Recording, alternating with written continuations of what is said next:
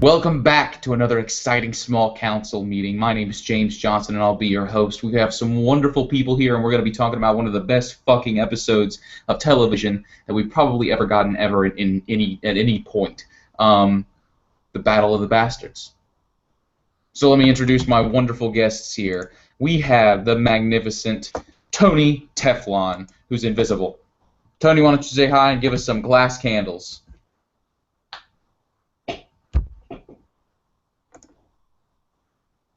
Tony is unavailable at the moment. CharlieInWesteros, we're going to go with you. Yay, I get to go first. How's it going, folks? CharlieInWesteros here, as you all know. Glass candles. Out of 10, right? Or out of 5? Yeah. Out of 10? Yeah. All right. I know people are going to get mad because I didn't give it 10, but I'll give it a 9.5. I don't think there's anything. I don't think there's any such thing as a. I don't think there's such thing as a perfect episode, but this comes the closest to it, and I really enjoy this episode, so that's a good thing. Your scores have been pretty consistent with the general appreciation of the episodes this season. Mama, what'd you think? First of all, say hello, and then what'd you think? You're muted, Mama. You're muted. Is there a reason why Charlie and I are not showing up on screen when we're speaking? We can see it. Your computer's not showing it for some reason. Okay. Well, hello, people. What a marvelous episode, and how many of you have been on other chats, and also we've just been talking it up for 4 days now, so I can't wait to talk about these epic moments in Game of Thrones, the best ever on any television program. Glass candles? I'd give it a 15 out of 10. There were a few little minor things, but I am not nitpicking. Fair enough, Mama. And Nico, what'd you think?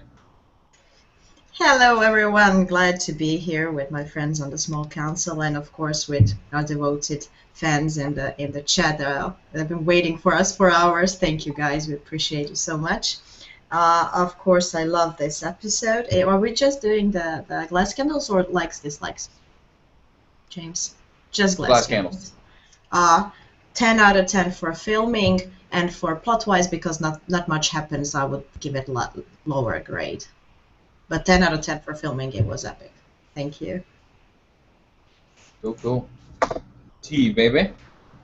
Hey everyone. I don't know what's happening with my camera. It goes in and out, so I'm a faceless man today. I love this episode. I'm not even going to be petty with it. I give it a 10 out of 10. I love seeing dragons burn things down, and I like that Sansa was a boss-ass bitch, so yeah. Awesome. Tony, keep talking. Yes, I'm sorry about that last time when it happened. I had to. I was trying to make sure that that I had to pause on the YouTube channel before, so I didn't hear it. That's why it was going down. All right, there we go, my people. What's the deal, my people? You know what it is, Don Tony Teflon, and I'm back at you another one, and I'm here with the small council chilling, talking about this episode. You know what the Don rate this motherfucker? 10, motherfucker, 10. 10 glass candles, and I dare anybody to give it less in my presence, because you know they're going to have to hear from me. This episode is under the Don's protection, and whoever don't got a problem with it, come see me on that. God damn, I love you, Tony. I'm so fucking happy you're here, and I'm glad you fucking like this episode. I agree. This episode is a 10 out of 10. Mama even, so we'll get her back in shortly. But I agree, 10 out of 10. I disagree that there was no plot, but in fact, I think the action was the plot. We got so much fucking. There was situational plot from the action. There were particular moments that we've never got. It was fucking perfect. So, some likes and dislikes. Why don't we start with Tony on that? I said glass candles for me, 10 out of 10. Tony, why don't you give us some likes and dislikes on this episode? Yeah, there's nothing. I ain't gonna go with no dislikes. Period. That's it. Everything I liked. I liked everything about the episode, top to bottom. Got no bad things to say. If I had to pick my favorite scene, it would be the Jon Snow scene, initial scene after when the horses crash into each other and he catches the first guy off the horse, and then he goes to the next guy, and then the guy grabs him up and he's about to catch him, and the horse out of nowhere hits that dude. It really just gave you the feeling that you were in the battle. It just showed you that in these war type situations that it's a second chance that anything can happen and you can die, and it's really got nothing to do with you. It's really, you have a little bit to do with it, but a lot of it is luck, a lot of it is chance, and I think that's what it shows. So that's my favorite scene of it, but I love the whole thing. I think you fucking nailed that, Tony. And then they're fighting amidst everybody, and there's arrows flying, and even if you're the best fucking fighter in the world, you can't pay attention to everything all at once, and with arrows, that's fucking insane. This shit fucking happened. And kings made it through, and some didn't. All right, Mama, likes and dislikes. For some reason, we can't hear you, so why don't you leave and come back, and we'll do it again. Don't forget to close your browser, and I'd shut down the computer and restart, okay? Charlie, likes and dislikes for this episode. Likes. Almost everything. It was a perfect episode, in my opinion. Anything I disliked was a bit nitpicky, I guess.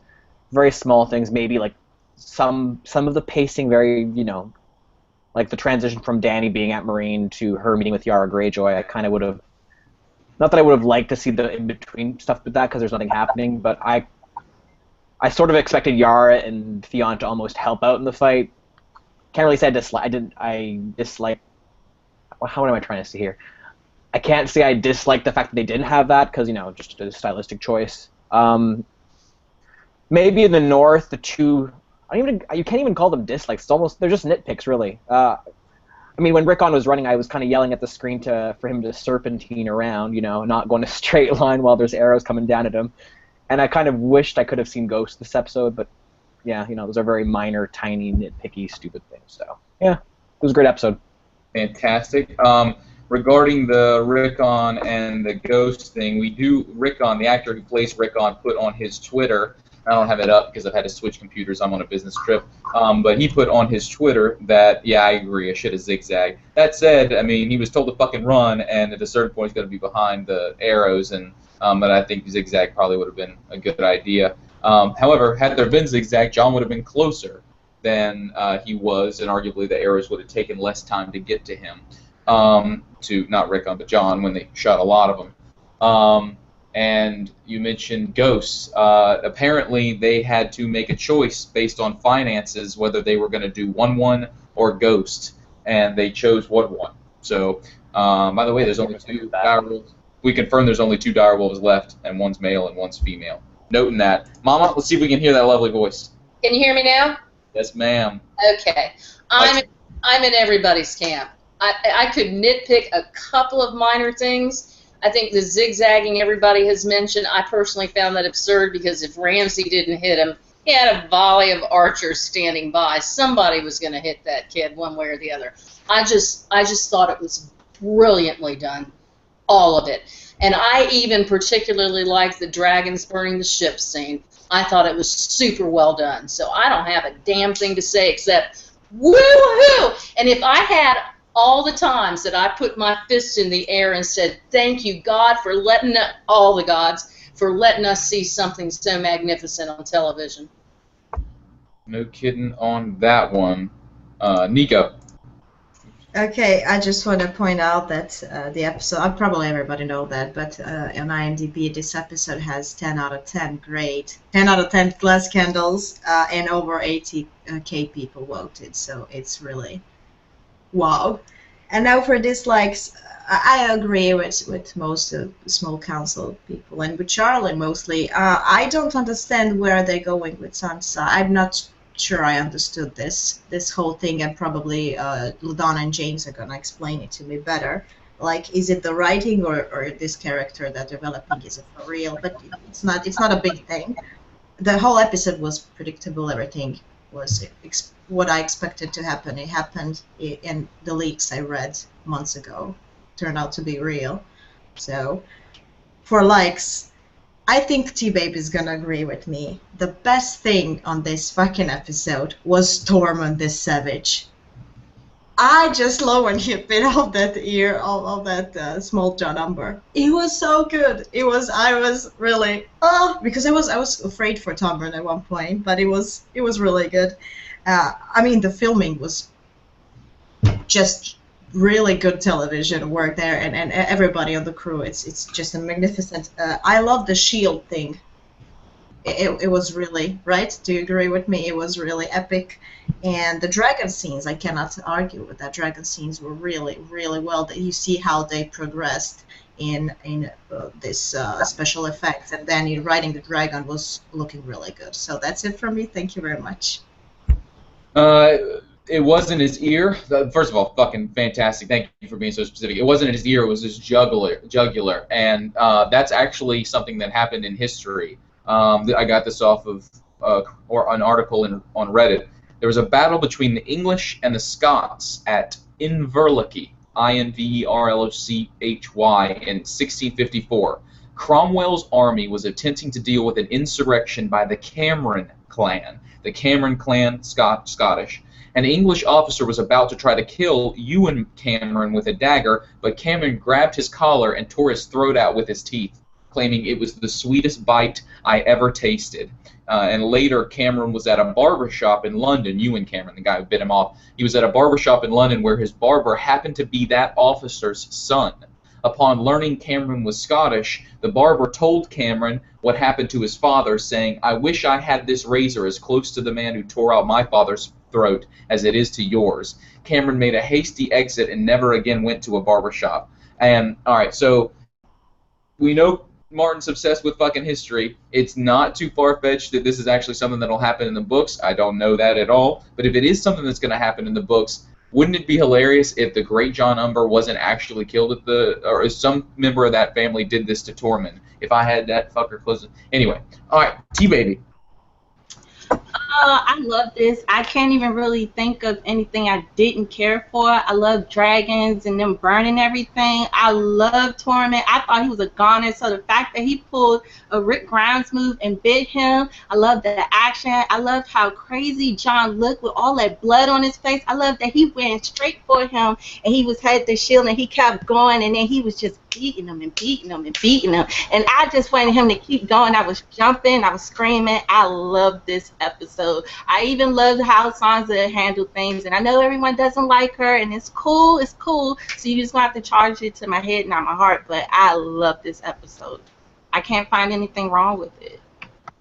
Fan-fucking-tastic. James, can I add one thing? You're not supposed to do that, but yes. I just want to add one thing in deference to you're so right. Tony, I watched your pregame thing, and every single person in the chat was going, "We want carnage! We want carnage!" It was so bloodthirsty, and boy, did we get it. It's a good way to be. Don't let my mom's interruption set precedent. We're not trying to do that.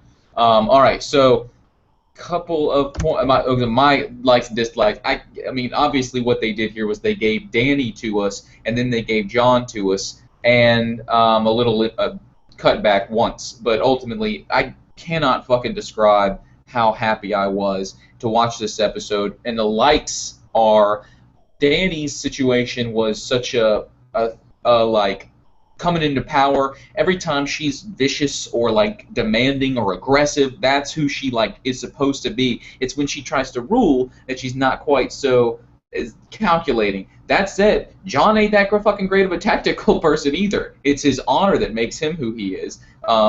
Fire and ice, a cold but honor. Anyway, so but one of the beautiful things, as far as dislikes, I gotta go with what I stole on Mama. Sorry, fixing that. Even though she's so lovely. I got to go with what Charlie said. It's like I've got to fill this void of dislikes in order to just say something right here, but any dislikes I have are nitpicky as shit, and none of them are valid. If this was a regular episode, these would not be substantial enough to actually mention in this thing. There's certain things that people knew that they shouldn't have known. When Jon is beating the shit out of Ramsay and stops, he looks at Sansa. I love it.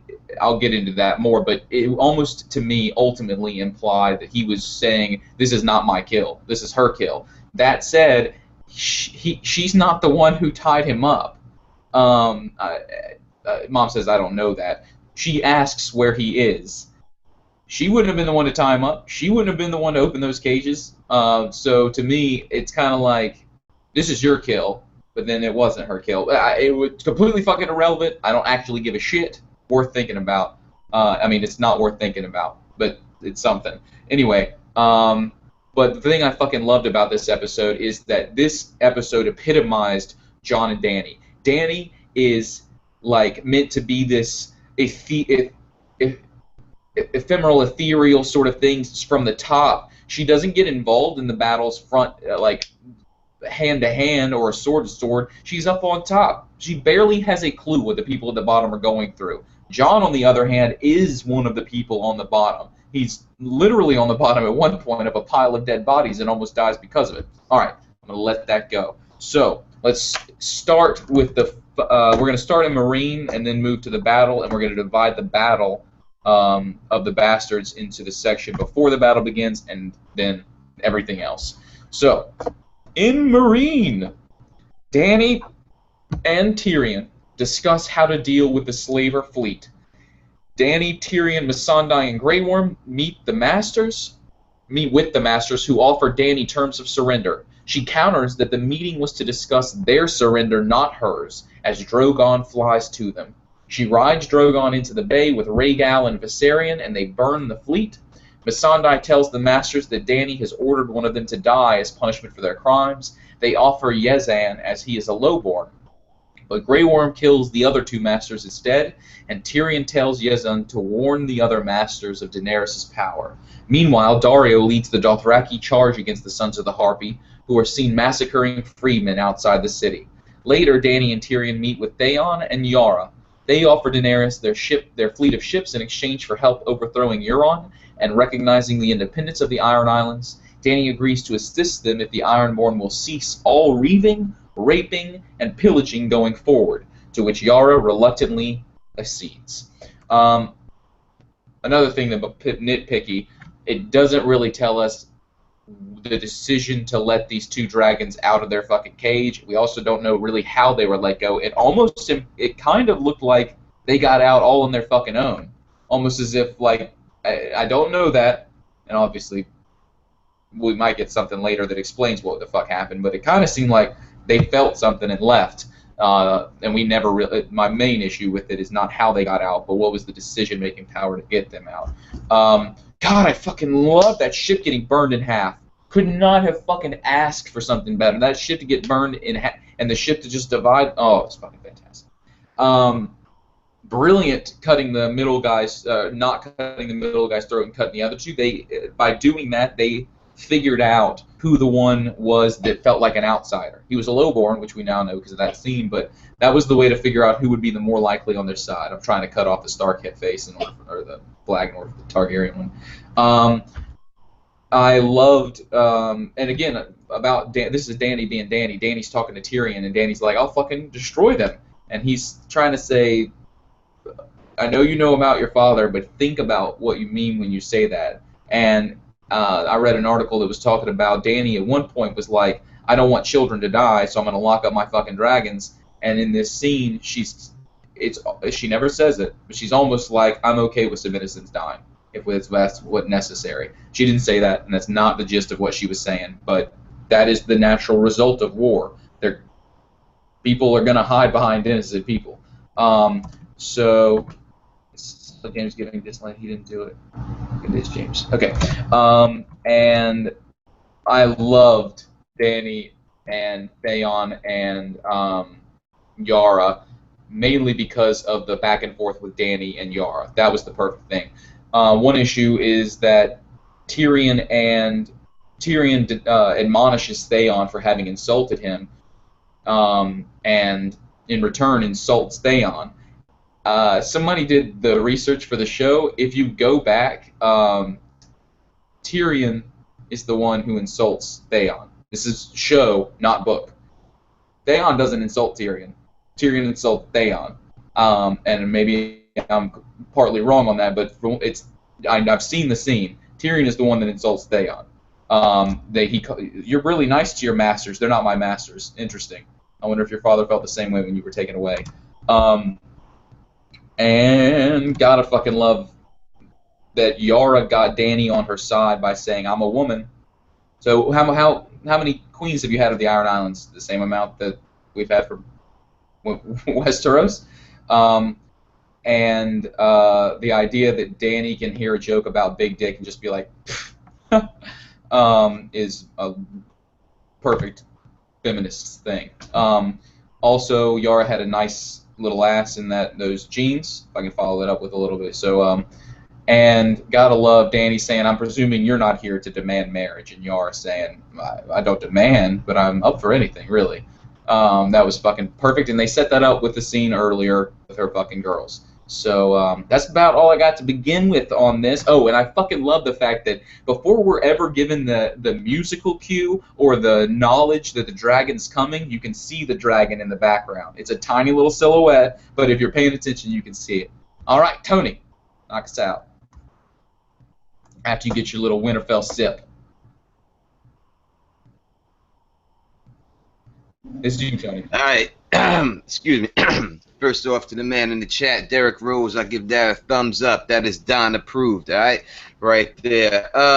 As for what was going down in Marine and stuff like that with Danny, I love that whole situation going down there. The dragons definitely broke themselves out, and you can see them break themselves out. That's definitely what happened. Whether it was some type of mental connection, what it seemed like, the dragon that they're showing Danny having with Drogon, maybe she has with the other dragons too. They all sense the other dragons. They all just grouped up. This amazing scene, movie level quality stuff. You see Danny as a boss. The difference between Danny and Jon. Danny takes counsel. She listens to counsel. She takes it, and even though Tyrion is wrong again, and she does what she wanted to, at least she's willing to listen. You know, something that Jon did not do, and you see that difference in Danny. But you know, you said a lot. You said just about everything there is to say on this scene. So it is a really good scene. It was just well directed and well put and stuff like that.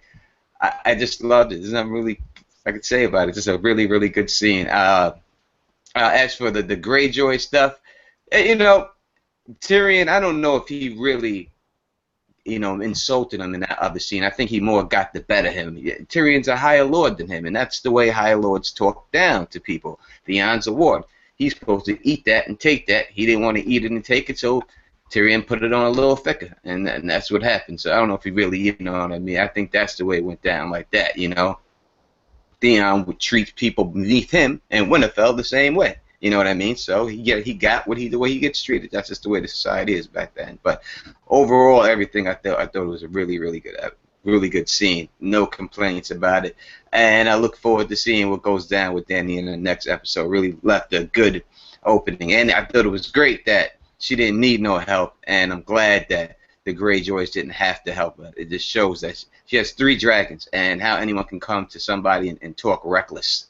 It's just ridiculous and stupid, and you get what you get. And I think it was probably the best scene of Grey Worm we get, with the one throat slicing, knock them both out, that we ever got in them Grey Worm at all. So, yeah, overall, really good scene.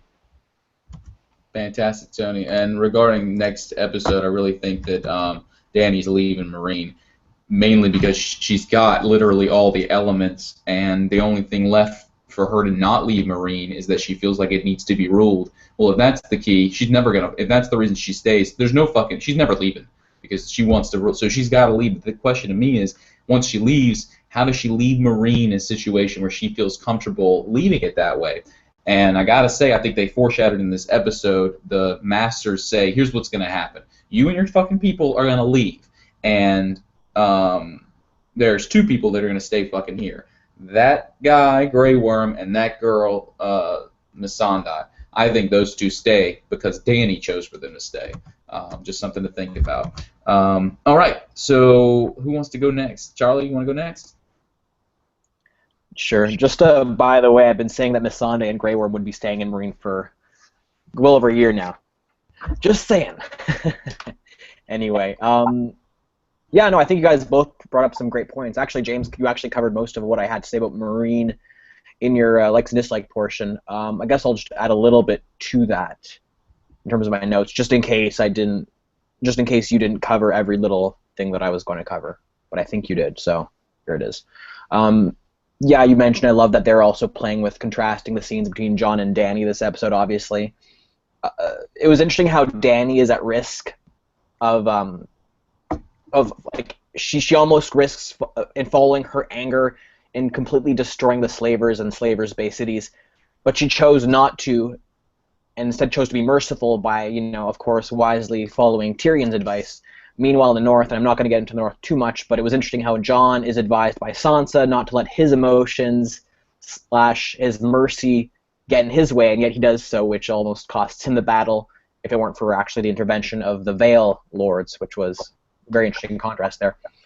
Of course, the dragon battle was freaking awesome, and I've said in my own review that the fact that it was so, epic and intense makes me firmly believe that they could really make a fantastic movie series based on The Princess and the Queen.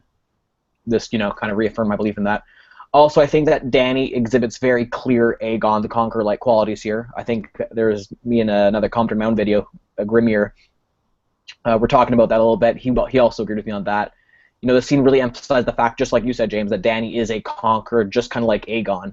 But as you may remember, Aegon wasn't the one who really ran things when he was king of Westeros. It was actually his wives who really governed during his reign, and he really only took command sort of when it was necessary. And if Jon and Dany were to ever meet up, if things go a certain way, it's kind of weird to say this now, but I almost feel like it would be a similar setup, since Jon is definitely a more pragmatic leader than Dany. He was voted into power at the Wall. Dany effectively took control through military prowess. It makes for a very interesting contrast, I think, and I think those choices are, of course, intentional. Jon is, as we might say, the democratically elected leader. He is the people's champion. Daenerys, she's, as much as I love Daenerys, she is more of, the classical, I guess what we would say a dictator, but I usually say, she kind of represents that absolute, that divine right of kings, if you will, if I can impose that ideology on this fantasy world. She kind of represents the fact that I am a queen, I am ruling as my birthright, just as has been confirmed by her family name. She has the name Targaryen. Jon doesn't really have a name, at least not at the moment. So it definitely makes for an interesting contrast between those two, I think. I like that you picked up on the Theon being insulted by Tyrion in the early season, James, because I actually wondered that myself, because I actually did not remember Theon ever insulting Tyrion in season 1, so I was debating going back to look for that, but I never actually did, so I'm happy you did, so thanks for that. It makes for an interesting fact, I guess. Another thing I said in my own review is that they're really playing up the idea, they're toying with the idea that Dany could potentially be a Mad Queen, and I think the showrunners obviously wanted us to question her moral intentions this entire time, but at the same time, the fact that she actually chooses to listen to the advice she's given, and she's able to actually demonstrate some humanity, some mercy in the sense, shows that she is not like her father. She is, she puts two and two together sometimes. So anyway, that's all I had to say about this scene. I thought it was really great. Loved it. Last thing. Yeah. Having a drink in honor of this awesome episode. Just thought I should say that. Yes, as am I. I can't leave the hotel right now, so. Oh, gotcha. Night's King. Mm-hmm. That's all. I did want to add that Yara agrees to end Reaving. That's something that she's going to have to figure out how the fuck she's going to work that out. And if they don't agree, Dany's going to burn them Dany will kill them all, or at least the one. I do need to note that the people in the comments are figuring out what would be the right words for the Greyjoys if they end up in control of the Iron Islands as a non-reaving community. Clare Gray said, "We may sew." Charles Wilson said, "Can someone teach us how to sew?" Thinking about sewing. Aerodo said, "Might as well sew." Moishi Osman said, "We will sew eventually." And Marie Boland said, "Show us how to sew." So these, if somebody wants to give me some good words, they might have. I'd love to hear it. LaDonna, you go next, Mama. I would say that their motto would be "We're fucked," because there's no way that you can sew on that island. It's all rock. I mean, it would be very difficult. As to that, they could become a real fishing provider to the rest of the country. I mean, they know the seas. They could make it a commodity for them to make money. And they also might be able to make more alliances with houses once they have a leader who's not a complete asshole that they can't trust. Okay. And by the way, I wanted to say this: when they do the Kingsmoot in the books, Yara's actual argument to them is that we need to stop doing this. And she has a bunch of like metaphors for the people. There was something about a bushel of acorns or something. She's trying to tell them there are other ways we can run this island. And of course, A, they don't like that, and B, she's a woman, they tell her to get the fuck out. So I thought that was a real good way of summing up what her mentality was about how she would rule. Dany basically says, you're not going to do it that way, and she goes, in the book, she didn't want to do it anyway. So she's like, fine, we won't do this anymore. Love that. Loved the sexual chemistry between them. And just to modify a little bit or add to what James said, for people who've not read the books, Dany does have some lesbian relationship basically with, I think it was Missandei, or was it a bed slave she had? So it was more of a comfort thing. I don't know whether she really is bisexual or not, but it really doesn't matter. But I like that throwback to that in the books. And Yara and Dany were perfect. With respect to what Charlie was saying, well, let me stop. Let me go back to my reaction. When those scenes came up, I couldn't see my screen because I was in tears of joy. It started out cinematically so epic. It just rose and rose, and then you had the swell of the music with Dany and all the dragons joining each other. I was sobbing with joy. I've never seen anything so beautiful on television. It was magnificent. Hell, I'm checking them now. As to the two dragons getting out, they got out like they got out in the books, you guys. I mean, you know, when Quentin goes in there and gets burnt to a crisp, those dragons have already carved things into the ceiling where they're kind of hiding in. And I think that's how Dragonstone got carved out, too. And if you go back and look at those scenes, almost looks like there was some tunneling down in the caves where, prison caves where Davos and Gendry were held. They know how to tunnel. They got the hell out. And James, you and I thought that would be the way they would do it ultimately. But I loved her looking down and seeing those little critters who look so tiny from the bottom coming out and then joining in the sky. Oh, my God, how magnificent. Loved the Grey Worm with the Masters. Perfect. Y'all have already covered it. I really liked the fact that one of the Masters did a callback to the books and called her a beggar queen, which is how she and Viserys had survived. I mean, if they didn't show it in the show, but for years these children, the mentor they had died, and they were forced to live on the streets, and it really kind of drove Viserys crazy to the point where the only thing he had left was a crown, and he had to sell that so he and Dany could eat. And they were known as beggars, so Beggar Queen was a great callback to that.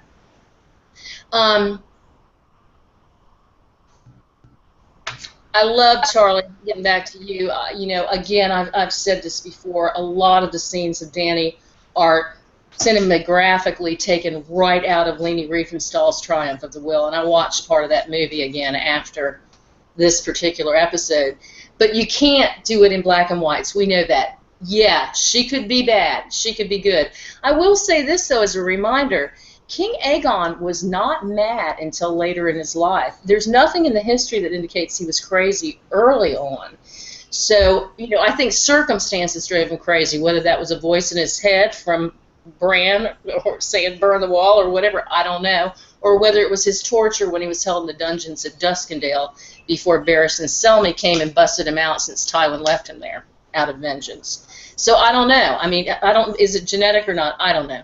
I also think that Dany, and I've said this before, and if I'm wrong, you all can castigate me at the end. I think Dany and Jon are twins.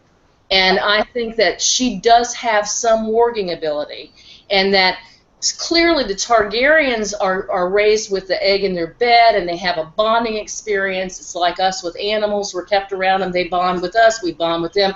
I think there's something more with her. It's innate. I don't think it's as strong as Jon's and the rest of the other Stark children, but we'll see about that.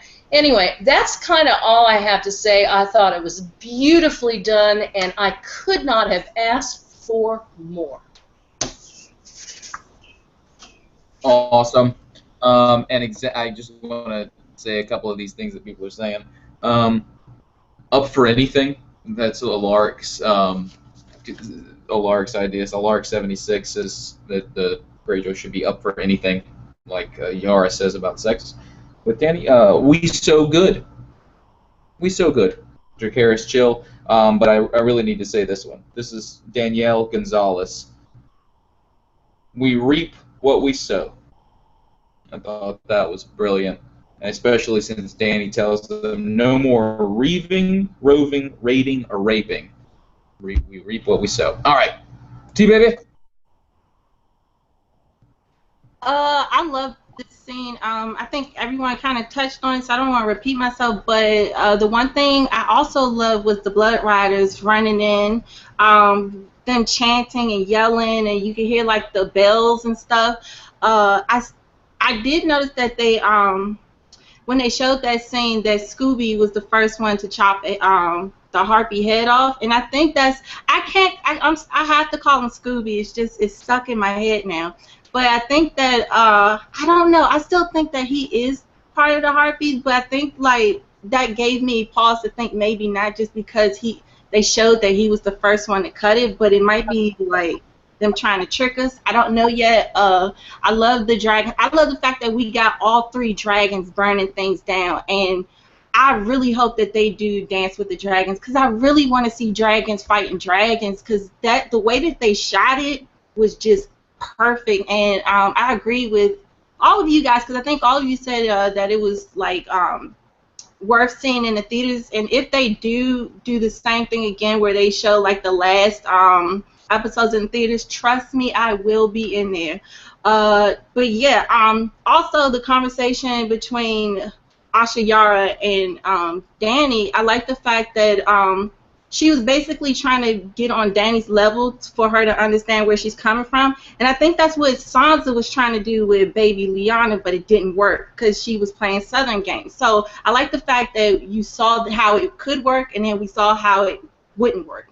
But overall, like, I can't do it any more justice than what you guys have said. So it was a good scene. I can't say, the only part I didn't get was a chick being able to say, a chick saying like about raping, like she would protect that. That didn't make sense to me. But once again, it's not enough to say that I was just completely dumb. But overall, like I said, I loved it. Wonderful, and I think that a lot of that, what you mentioned about the raping, is more cultural. There's exactly which one it is, but one of the like polygamous cultures where young girls are married off, the older women it's not unheard of for them to like help in the process of the raping, and cultural, systemic, who the fuck knows. One thing I wanted to add, Charlie, you mentioned the Princess and the Queen. I mentioned that to my mom, talking about that sea battle in the Princess and the Queen is fan-fucking-tastic. And the Princess and the Queen's written from a history like perspective, so you're getting multiple different versions of it. But it's wonderful, and a dragon actually dies in that. So you don't see it coming. You just need to watch it happen. But it's fantastic. All right. And Mom, you're fucking right. I agree. You and I have been on this for a while. They're twins. John and Danny are twins. I know that we're not going to know till we know, but of all the theories that think that one's going to happen. Nico. Okay, first I cannot add anything cinematically wise. It was glorious, and I agree with everything you said. Now, first, I did not get this part. Maybe I missed it. I wasn't paying attention, but this Dany talking to Yara, first, my dad, and then our dads were evil. Was this a flip after Tyrion talk, or was it gradual transition? Maybe somebody can help me on that. I did not understand. It was kind of weird, because she was always... She first gets told by Barristan that, your dad, your perspective of... actually, she tells Barristan, I know that my dad was not the... And he tries to explain the situation, and then she told Tyrion previously that she knew. So she told Tyrion and Barristan that she knew her dad was crazy. Okay. And then, but you're right. This is the first time. Did she use the word evil? Yes, our dads are evil. I think so. Yeah. Thank you for clarifying. I missed that. I don't remember that. And now moving on to this scene with Yara and Danny. If somebody says it was cheesy, I don't care. I loved it. Um, uh, I think Danny liked Yara because she was honest. It was the first time somebody standing in front of her and just saying what she really thinks. That's how I perceived it anyway. It is what it is, you know. I'm offering my help. This is it. No hidden agendas or something like that. When it comes to Theon uh, and Tyrion, I see a lot of people were commenting on that. I didn't mind. I mean, they did exchange some snarky insults or comments back in season 1. I think Theon has to face with all the shit that he calls to everybody, and then we're just gonna move on, you know, whatever. It's not bothering me. And I will add that this meme when Danny and Yara are handshaking is the best meme I've seen from this episode. It says rock, paper, scissors. It was so funny. Now, Grey Worm taking charge, he makes no joke. He is, you know, decisive. You see that he learned a lot from hanging out with, you know, ruling class or whatever. And I think that Greywind and Missandei are perfect there to rule the Marine or the Slaver's Bay in general, because he's the military commander, she's the translator, is a perfect combination. Plus they have this much deeper bond. It's not carnal, it's more platonic. It's I'm fine with that. I don't care. And I just want to note that the one who knelt of the 3 slave masters, the one who knelt is the one who survived. Oh yeah, for Yara and for Iron Islands, well, reaping it, she realized why are they living such shitty lives? Because this reaping and raving and it's not working. You constantly, for centuries, you try to do that and you fail. So maybe it's time to stop it. This is why I like her, and you know, they got their asses spanked every fucking time. Just go back to the islands and start rebelling for no goddamn cause. Lastly, what I've seen, maybe I'm wrong, but this is how I seen it in the episode. You see Dany with dragons, and she's almost godlike. And you see Jon in this basic human. He is the most human person in this episode. You know, with the lowest carnal. I don't know how to use which words to use to describe it, but it was just pure human, almost an animal. So it was like a counterpart. That's it for me. Thank you very much. Wonderful. Couple of things. Somebody who said this. I will fucking love to have a Princess and the Queen prequel, as well as the Duncan and Egg prequel. But Princess and the Queen would make a fucking comments I wanted to repeat. Paul Wilson, is who it was. Anybody want to add anything to that discussion about Marine? All right. So let's go with the next area.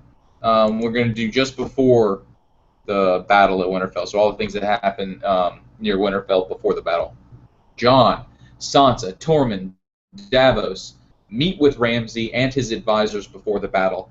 Ramsay offers to pardon Jon for breaking his Night's Watch vows if he will hand Sansa over.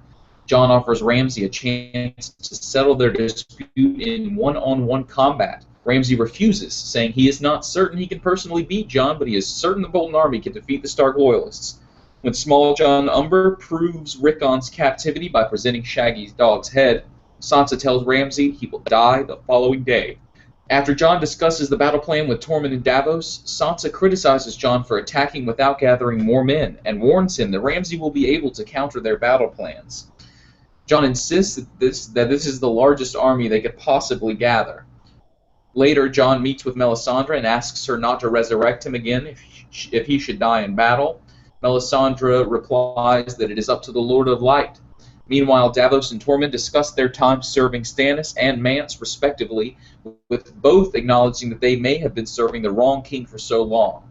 Davos walks on and comes across the pyre where Shireen was burned, along with the wooden stag he carved her.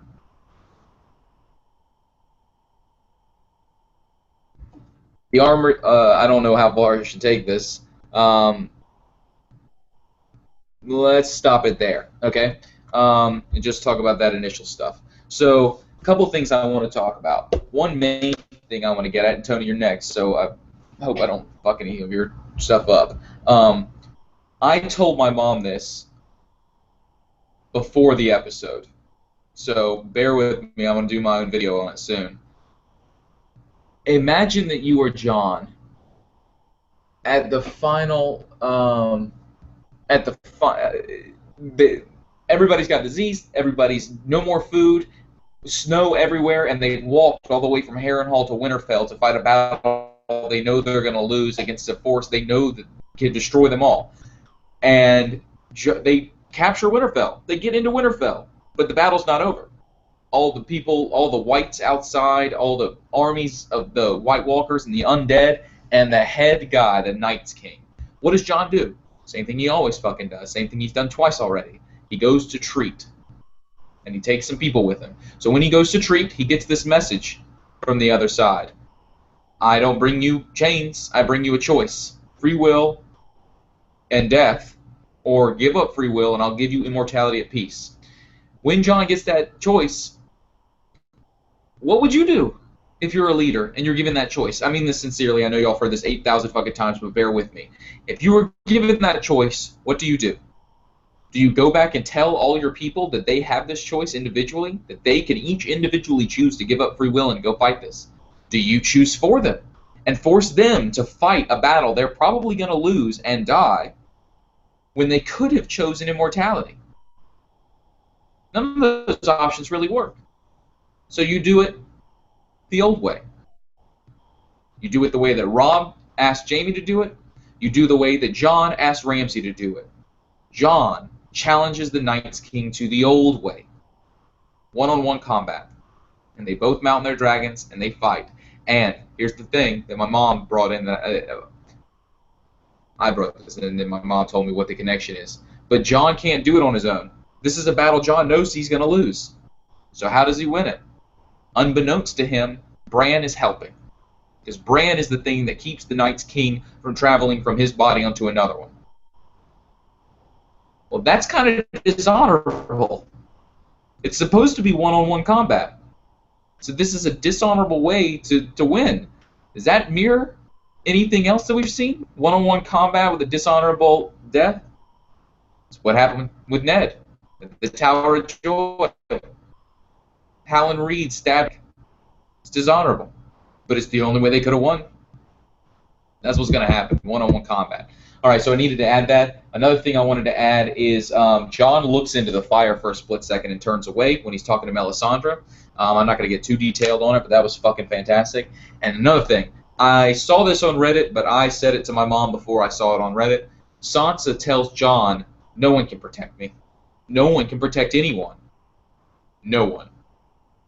I don't know what it's foreshadowing, but that's Arya. Arya can protect me. Arya can protect anyone. Again, I don't know what it means. All right. Tony?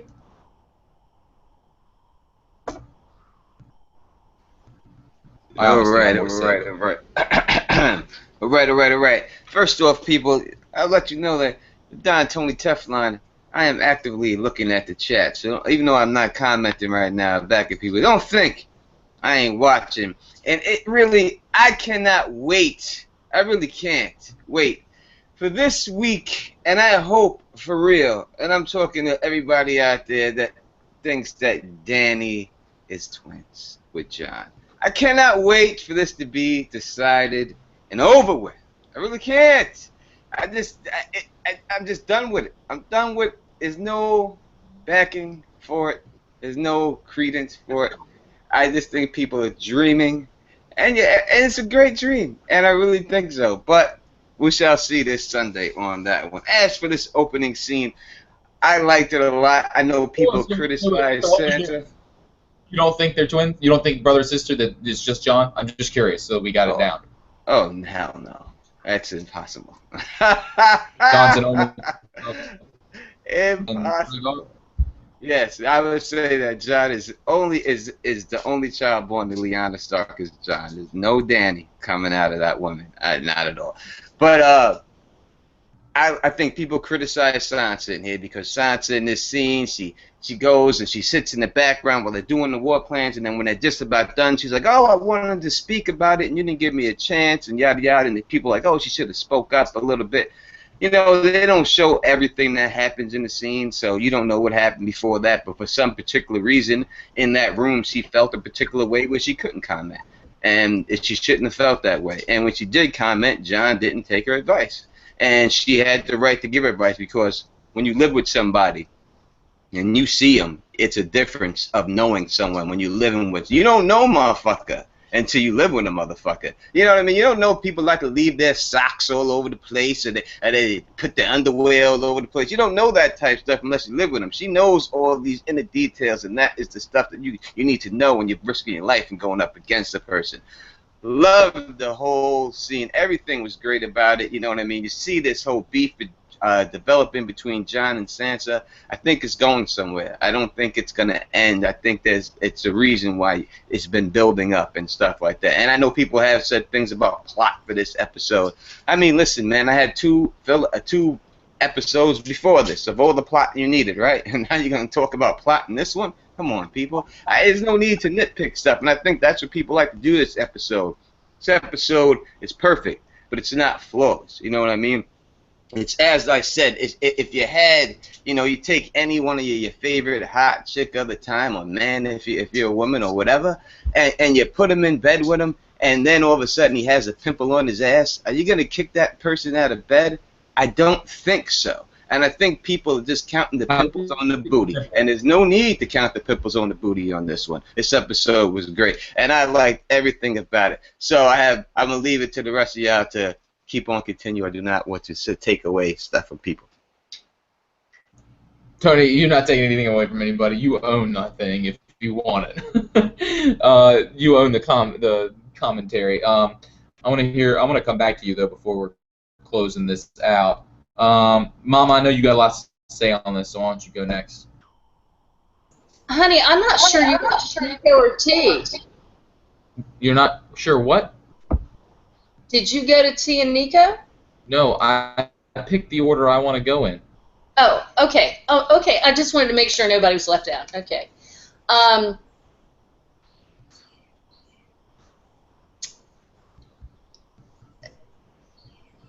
Are we talking about Jon's conversation with Sansa before the war? Is that really what we're talking about? Everything up to them showing up on the battlefield. So yes. Okay. I'm going to address the elephant in the room, which is why Sansa didn't tell Jon, and I think that's part of what Tony was getting at as well. There are several alternative theories about why she didn't tell Jon about Littlefinger, and James, you and I talked about it at length. One is that Sansa doesn't know who to trust. She was never very close to Jon. That was Arya and Jon. He's a bastard, as far as she knows. I don't think he's a bastard. I think he's a true-born son, but at any rate, between Lyanna and Rhaegar. But she doesn't know who to trust. She's been raised to be, I'm not going to call it Machiavellian, but she's been raised to be cunning. In my opinion, she does not know if Littlefinger is going to show up. And Jon doesn't really know what her relationship with Littlefinger has been, in my opinion. I mean, it's a really tenuous, devil-you-know relationship. I think that if she had told Jon that the Vale were coming, Jon might have gotten slack about what his battle plans were. And let's face it, folks, all of the battles we've seen Jon in were not really tactical, strategic battle plans. He was thrown into battle. I mean, Hardhome had no plan. It was a free-for-all. Everything he's been in has been a free-for-all. So I don't think she had a whole lot of confidence in him, and I think she wanted him to try and figure out, look, number one, figure out how to do this plan. And Sansa has now seen two major battles from an almost aerial view. Her in the tower with Stannis, and her now on a hill watching this go down. She was upset because Jon wouldn't listen to her. I don't blame her. So there's a lot of alternatives as to why Sansa held that back. And I don't think we can fault her for it, but I do think we can a little bit too, because he might have delayed it by a day. Now, let's say he didn't delay it and went down the way it was. Let's talk about Littlefinger's his motivations. Did he come late because he wanted the Boltons and the Starks to decimate each other so he could take over? I mean, I wouldn't put that past Littlefinger, would you? So I think there's a lot going on behind the scenes, and I think we're going to see what the motivations of these people are. And again, that's why Martin writes these things from a perspective, a point of view for each person, because they don't have all the information. You just know about them and their interaction with the people next to them. So I wanted to say that. And this is before we go into the first confrontation on the field, right? Mm-hmm. That's all I have to say. All right. I do want to add it was fan-fucking-tastic seeing Lyanna Mormont. Why can't I click this? My fucking computer is... There we go. Love seeing Lyanna Mormont just at Ramsay. This dick? That was fucking awesome. So, all right, let's go to some other people, because I got a lot to say, but let's see here. Charlie, go for it. Alrighty. So just to be clear, this is up until just before the battle starts, if I understand we're talking about? Before, right before Ramsay gets Rickon to run. Okay, so right before the battle then. Alright, well, I have a few notes for that. I guess one thing I kind of thought was interesting is that just to kind of sum up this episode, we've had 3 major battles where victories seemed almost assured, but last minute there's an intervention that kind of occurs and it changes the whole outcome. We had the battle of the Blackwater in season 2, where Tyrell forces relieve the city and bring about Stannis' defeat. There's the battle at the Wall in season 4, where Stannis' forces arrive to relieve the besieged men of the Night's Watch, and Jon Snow, of course, against the Wildlings. And now in the sixth season, we have the Battle of Winterfell, where of course, the Vale forces arrive to relieve Jon Snow and the Wildlings. I don't know if there's any point to that. I just thought it was kind of interesting how every 2 episodes that's been happening so far. In terms of this scene, I thought it was interesting how Sansa makes the same statement about Rickon in this episode, just as the Blackfish did last episode about Edmure Tully. Not to say she's abandoned her family, but it's interesting how the opposite result came from this episode than the last one for the 2 characters that were involved in each one. In both cases, one family member did die, though, and I thought that was quite interesting. I realize we're not quite up to that point for this episode, but just an interesting parallel to kind of make there in terms of those 2 things. And they're both Tully. I mean, Sansa's a Stark, I get it, but she's also Tully by blood. And I remember a comment you made, James, last episode about how the whole family duty honor thing were very important to the Tullys. And I'm not saying, she failed her family in this case, but it's interesting how where that might have led to where that whole, symbolically anyway, the potential for the Blackfish not to live up to his family name, it didn't quite work the same way for Sansa. In this case, almost betray. I mean, I'm not saying that she betrayed her family by not telling Jon about the whole Littlefinger situation. It's a very interesting dilemma, and it definitely it's brought up this whole debate as to whether or not Sansa's a good or bad person, or if people should be pro-Sansa or anti-Sansa in the scenario of this episode. But I'm trying to think of a way to frame this. If Sansa had ill intentions for this whole setup and she was playing a manipulative role, it's interesting how that kind of goes against her mother's family motto, and it's allowed her to survive. I'm not saying she did that, but I'm just saying it's an interesting parallel. Of course, I personally am more of the impression that she did it for honorable reasons. I don't think she entirely knew or expected the Littlefinger to show up in time. And I realize we're jumping ahead here, but yeah, honestly, I had more questions than answers for this whole dilemma. What's that? Feel free to do that if necessary, jumping forward and back. We'll try to keep it. Okay. But yeah.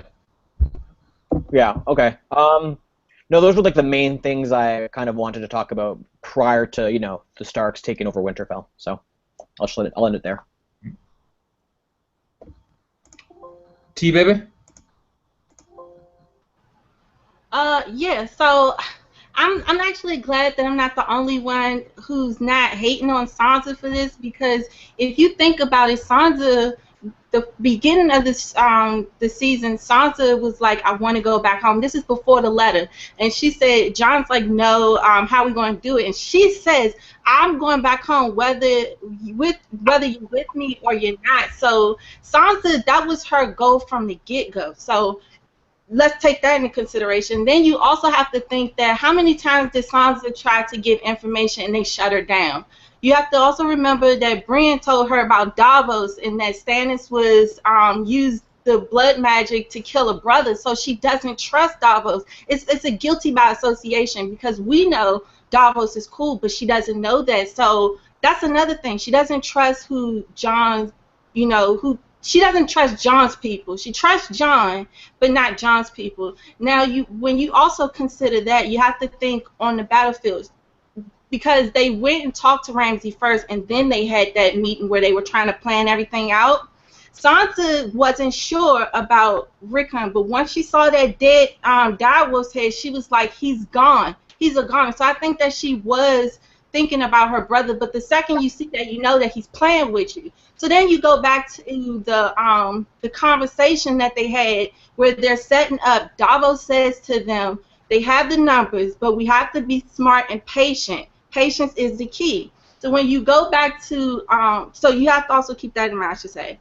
When Sansa is like, do you ever think that maybe I would know something? John looks annoyed. Every time she tries to say something to him about it, he's either walking away or he's rolling his eyes. And I think that he just didn't like her tone, because she was telling him the truth. She says, how are y'all going to make a plan for a person you do not know? And I didn't understand why. Yes, Sansa is responsible. She should have said something as far as Ramsay and what type of person he is, but everyone in that room was also responsible to figure out and say, hey, you know him best of all, so what's going on with him? And then on top of that, she warned John. She said, look, just don't do what you think he wants you to do. And he's like, well, you think that's obvious. And she said, do you really think that's obvious? And he falls for it. So just as much he was arrogant, because he's like, he's a man. I fought worse, which is true, but you're thinking of a different enemy. And when you're thinking of a different enemy, you can't go and say, well, if I fight you this way, I'll just fight you this way and we'll win. It doesn't work like that. So I think that, and then the reason why I think Sansa didn't say anything about the veil is because she still didn't know at that moment if they were coming or not. Because she said to them, she told John, she said, if we lose, I'm not going back there alive. That doesn't sound like someone who knows they have the veil in her back pocket to say that. So that didn't make sense to me. But when you think about it, also, she was trying to say, look, we needed more people. If you listen to me, John shut that down. And a few episodes before, after it didn't work out with the Glovers, I believe, Sansa was like, well, give me a chance. I think I can get another house. But John was already ahead of her, which means he dismissed the whole thing she was saying. So you could blame her because she didn't say that the veil might possibly be here, but Sansa failed to get baby Lyanna on her side. She failed to get her uncle on her side. She failed to get the Gloves on her side. Do you really think that John is going to listen to her if she says, well, I might have the veil? Because he's going to be like, you got the veil, well, where are they? I don't know. Well, he doesn't want to hear that. She says, I don't know battle because I'm not the person. That's not me. I can tell you what I do know, and I know that this man's going to play you. They were laying traps for someone who does the trapping. He lays the trap, and she was saying it. I think what it came down to, he didn't like the tone, because as soon as Sansa says, but he's smart and he's done this better than he's been doing this since he was young, he's like, well, what do you think I was doing when I was a kid? And I'm like, you should have calmed down and just listen, because you got into your feelings once she said that. And if you listen to it, she does sound like she's conceited and she's talking down to him, but she wasn't. She was telling him the truth, and he didn't know how to take it, and that's part of the reason why she didn't tell him everything. How can I tell you I might have an army knowing that you're going to just dismiss it? She kept saying, don't, we're not ready, and John says we need to. Also, in addition, that everywhere. I've noticed a lot of people saying that Sansa was just using him to get Winterfell, but if you go back, Jon, it was a few episodes ago when they were trying to figure things out. Jon was like, look, we need Winterfell because he's thinking about the Boltons, but he also said to protect the White Walkers from the White Walkers. So Jon knows that he needs this location. So now he's on board. So it's not necessarily, I'm not saying that she's perfect and that she didn't make any mistakes. I'm just saying that it's not all on her. Because at the end of the day, Sansa's the reason why they won that battle. So I'm gonna just leave it there because I'll add on to once they get there. But he fell for the trap. Can I add something? Because James, you told me that we were not going to address the Ramsay and Jon scene, and we did. So can I add this? Before I do that, everything you said, I agree with every single thing you said. Everything. I want to talk about the Jon and Ramsay scene, which I thought was brilliantly done. And James, which Jon and Ramsay scene? The first one, where they confront each other about doing the one-on-one. That's before the battle. Yeah, but again, I thought we were only doing the interior shot. I think you're right, James, that you're going to see a one-on-one between Jon and the Night's King, and of course it's not going to go down that way. But and the way that Martin does these setups is he gives you a smaller thing, and then he shows you it in a grander scale later. So this particular battle looks super epic, but we're going to see it in even a more grander scale much later. And Jon is going to learn some of the tactics and use them against the White Walkers, for instance, those shields. But I'm not going to go into that right now. With respect to the conversations between them, and of course, hands up to Lady Mormont, who could have stared a hole in Ramsay Bolton. If she had a sword, I think she would have thrown it at him at that point. Sansa, some people have asked, how did Sansa know about the dogs being starved? Well, it's because Lyanna Mormont was there. And if Sansa and Lyanna Mormont hung back for a while because they're not at the battle initially, then, you know, that could have been conversed about, and Jon could have told her. So just forget that. Just forget it. But I do think that these things we saw there, the repartee, the parlaying back and forth, we're going to hear those words or something very similar later on. And I absolutely loved it when Sansa very tersely said, "You're going to die today, Ramsay," and went away. It was perfect. That's all I have to say, honey. Thank you. Right. I agree with you, TeeBaby, and thus ultimately with my mom as well. I'm going to kind of play on what you said, but just put it in my own words with a couple extra things. Martin's building a character for each of these individuals, but Sansa included, that, in my opinion, is going to play a role in the government at the end of this. Jon represents honor. The person at the top needs to be honor. Everybody else can figure out what the best tactic is or what the fill in the blank. But Jon has to be the one to decide, is what we're doing morally right? Underneath that, you've got research, basically, history, which is Sam. You've got tactics, and which is Tyrion, and that's local and international tactics. But of all those different things, politics is hugely important. But politics stems from secrets. It's about knowing what you want and knowing what they want. It's the Cold War. It's political intrigue. I mean, secrets, that's what that is. And it's all she's learned, just like TeeBaby was saying. She's been told, don't tell your secrets because they're just going to come back to haunt you. It's all, keep it to yourself. He's my one true and only king. You may survive us yet, girl. She's been taught repeatedly, fucking lie. Tell them what they want to hear, girl. And T mentioned that they don't want to hear Sansa's opinion. I say that, but Sansa's the one who convinced Jon to go to Winterfell. And one of the reasons she convinced Jon to go to Winterfell was, they have your brother. I'm not sure whether she was manipulating Jon or not there, but one way or another, she was ultimately manipulating because she's not telling the truth. A, she's not telling the truth because she doesn't want she's not telling the truth because she's been taught, don't tell people the truth, keep it to yourself. But also she's not telling the truth because she wants to keep it in her back pocket. She doesn't know how to play it. She doesn't want Jon to know that Littlefinger's an option because he might tell Sansa, we need Littlefinger. I don't fucking want him. So we're not going to do that, okay? Once she says it, she can't take it back. Later, once she uses Littlefinger, Jon specifically told her we don't have time, and I mean, there's a million different reasons, but you keep shit in your back pocket.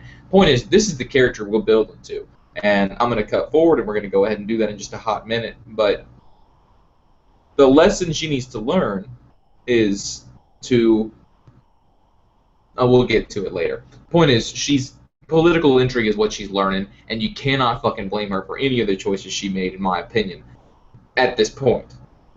And she was a little girl, and one thing that show, I think, made a little bit of a mistake in versus the books, and not a mistake, but it's a different perspective, is that Sansa doesn't get this chance to become an outsider. What is to her an outsider, which is when she goes to the Vale. We get to see inside her mind and the way she views herself as separate from all these different entities and things, and we don't really get that in the TV show. She's constantly manipulated. There's not that outsider perspective. And we go straight into the Ramsay thing. Well, there's some stuff at the Vale, but the show was holding off in her changing until this scene.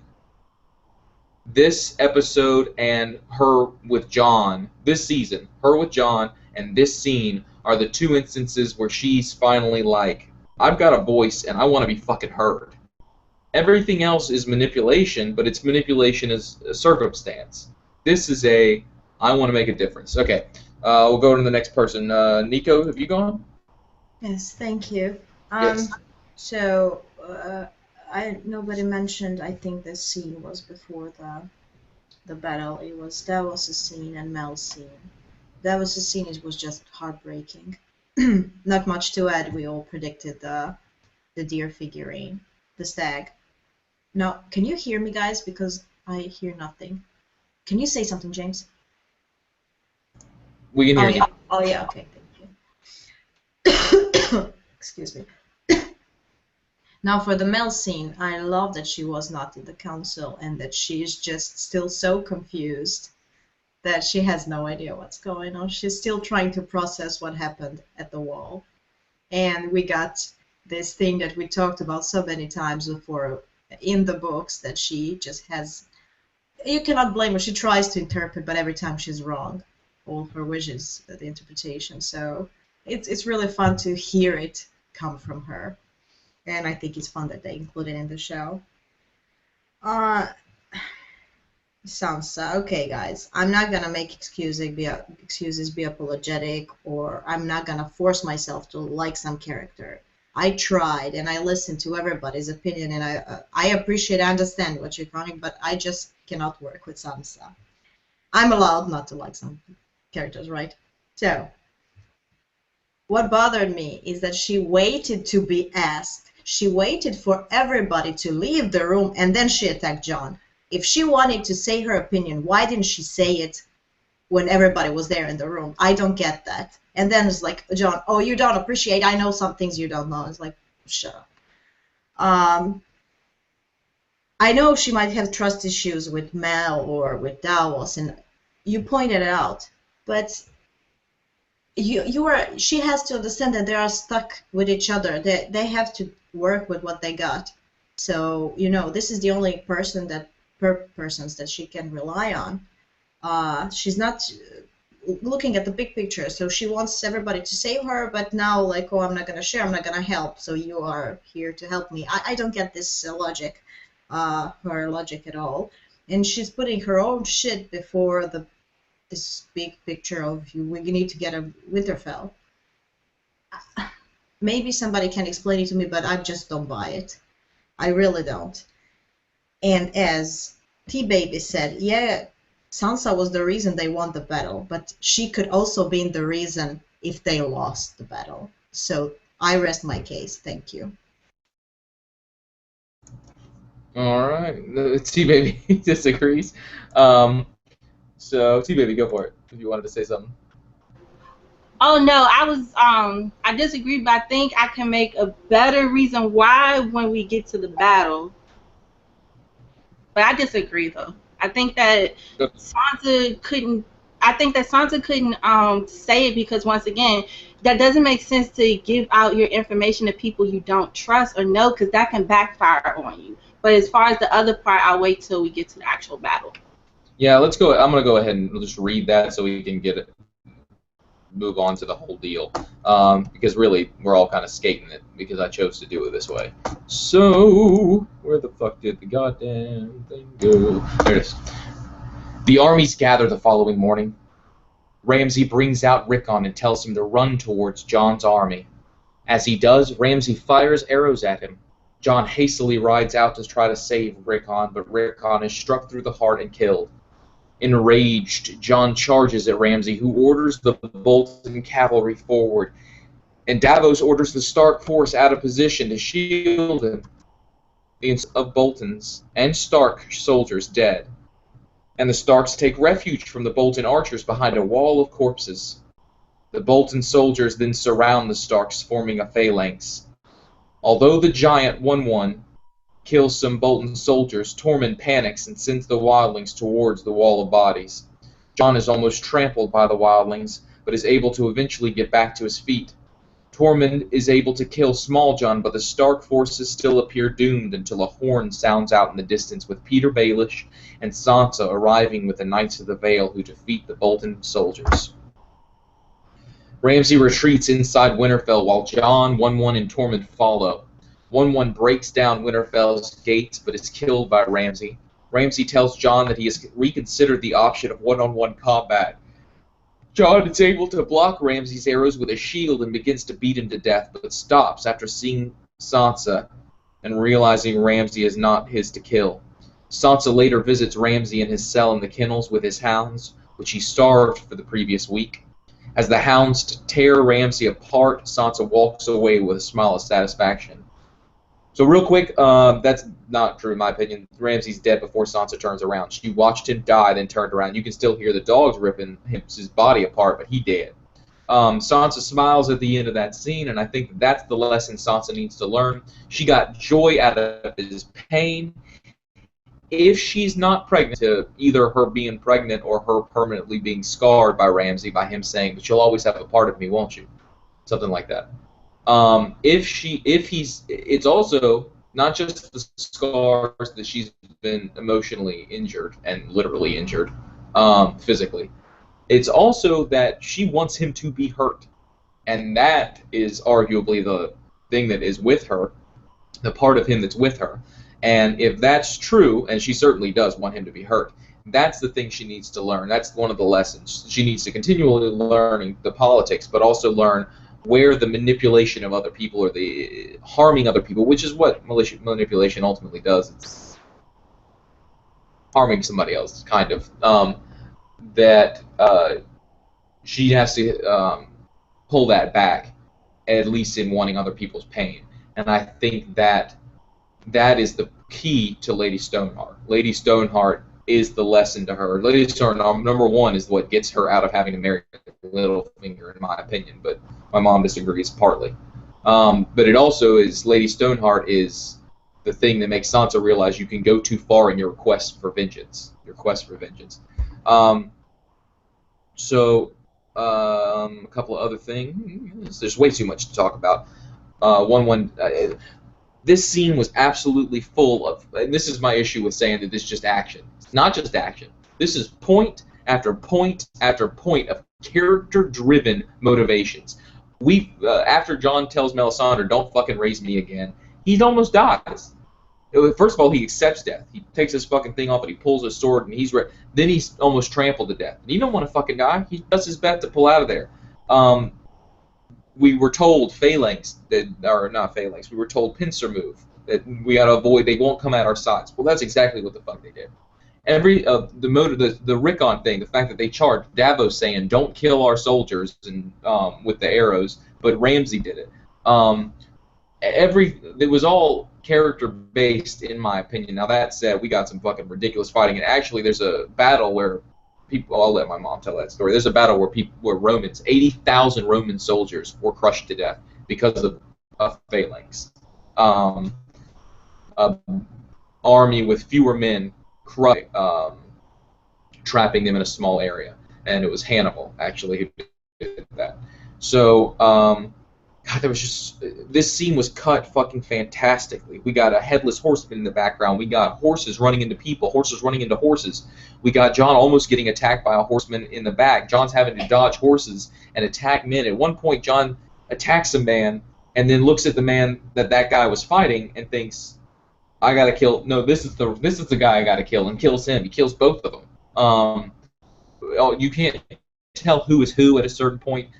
Literal bodies, stacks of bodies, remind me of the poem that Martin referenced that I've done before called Darkness. It also reminded me the fact that that Littlefinger comes out of fucking nowhere to save it. Reminded me of another poem by the same guy about a part of the Bible where the Jews are being attacked by people they've arguably pissed off, and they pray to God that this army be destroyed, and they wake up and the entire army's dead. The Assyrian fold, and his cohorts were gleaming in purple and gold, and the sheen of their spears was like stars on the sea when the blue wave rolls nightly on deep Galilee. Like leaves of the forest when summer is green, that host with its banners at sunset were seen. Like leaves of the forest when autumn hath blown, that host on the morrow lay withered and strown, for the angel of death spread his wings on the blast, and breathed in the face of the foe as he passed. And the eyes of the sleepers waxed deadly and chill, and their hearts but once heaved, then forever grew still. And there lay the steed, with his nostrils all wide, but through it there rolled not the breath of his pride, and the foam of his gasping lay white on the turf, as cold as the spray of the rock-beaten surf. And there lay the rider, distorted and pale, with the dew on his brow and the rust on his mail, and the tents were all silent, the banners alone, the lances unlifted, the trumpet unblown, and the widows of Ashur are left.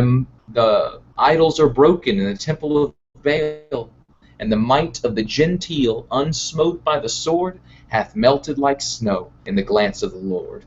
But it reminds me of this because A, they were saved by serendipity. B, there's a fucking army just devastated. It's just a loss of life. And lastly, the author's trying to put you in the position of those lost soldiers' families.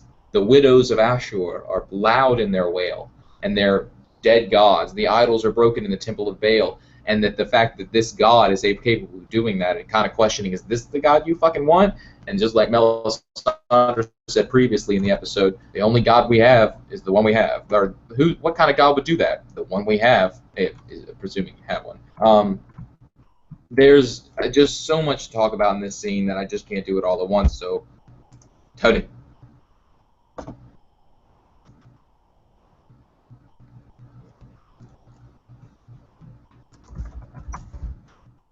It's like always gets me this mute thing, always messing with me and stuff like that all the time. It is a lot in this scene, so I can't, as you said, there's no way I can just go through everything like this. I'm just gonna try the best just to touch on a couple of things here. You're gonna have to come back to me after people have talked and stuff. But first, I will say that this whole Sansa situation, Sansa, in my opinion, did everything right. I'm not even gonna argue the point with people because every point that TeeBaby made is correct, and I think it's undebatable, and no one has been able to say anything against it, so I really don't have to say anything on it, so I will not. I will say that with dealing with Anne, I will say that James is a great poet. I have a poem for you, too. Old Mother Hubbard went to the cupboard and got the poor dog a bone. When she bent over, Rover took over, and Mother Hubbard got a bone of her own. Oh! And that's how it goes. You know what I mean? So before we go down with that, right? The scene with Jon in the battlefield. You know what I mean? It was just phenomenal. We see the rebirth of Jon Snow reaching for the stars and getting pulled up for his breath after everyone's collapsing around him. And I will say that it's a great thing that Sansa didn't tell Jon, because Jon would have probably blabbed it to Ramsay about his troops. And then Ramsay would have said, oh, really? You got all those horses? Well, I'll just stay my ass in Winterfell. And then you know all those horses do? They mean nothing.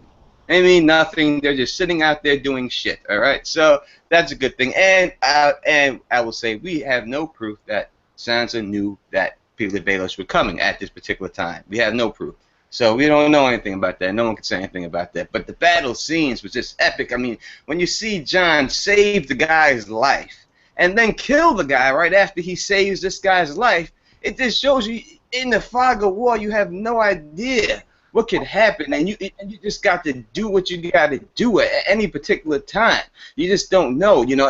And when I watch war movies, I say to myself all the time, it's hard for me to tell who's who in the war movie. I have to watch it 2 or 3 times because everyone looks the same with the dirt on their face. So you see this going down with Jon Snow's situation, and you see Ramsay willing to kill his own troops and everything. And you see it's basically, like I said, the same thing happened to Stannis. It's the exact same thing that happened to Stannis. But Stannis just didn't have the backup. He didn't have no horses to come charge him. But Stannis pulled the sword out the same exact way.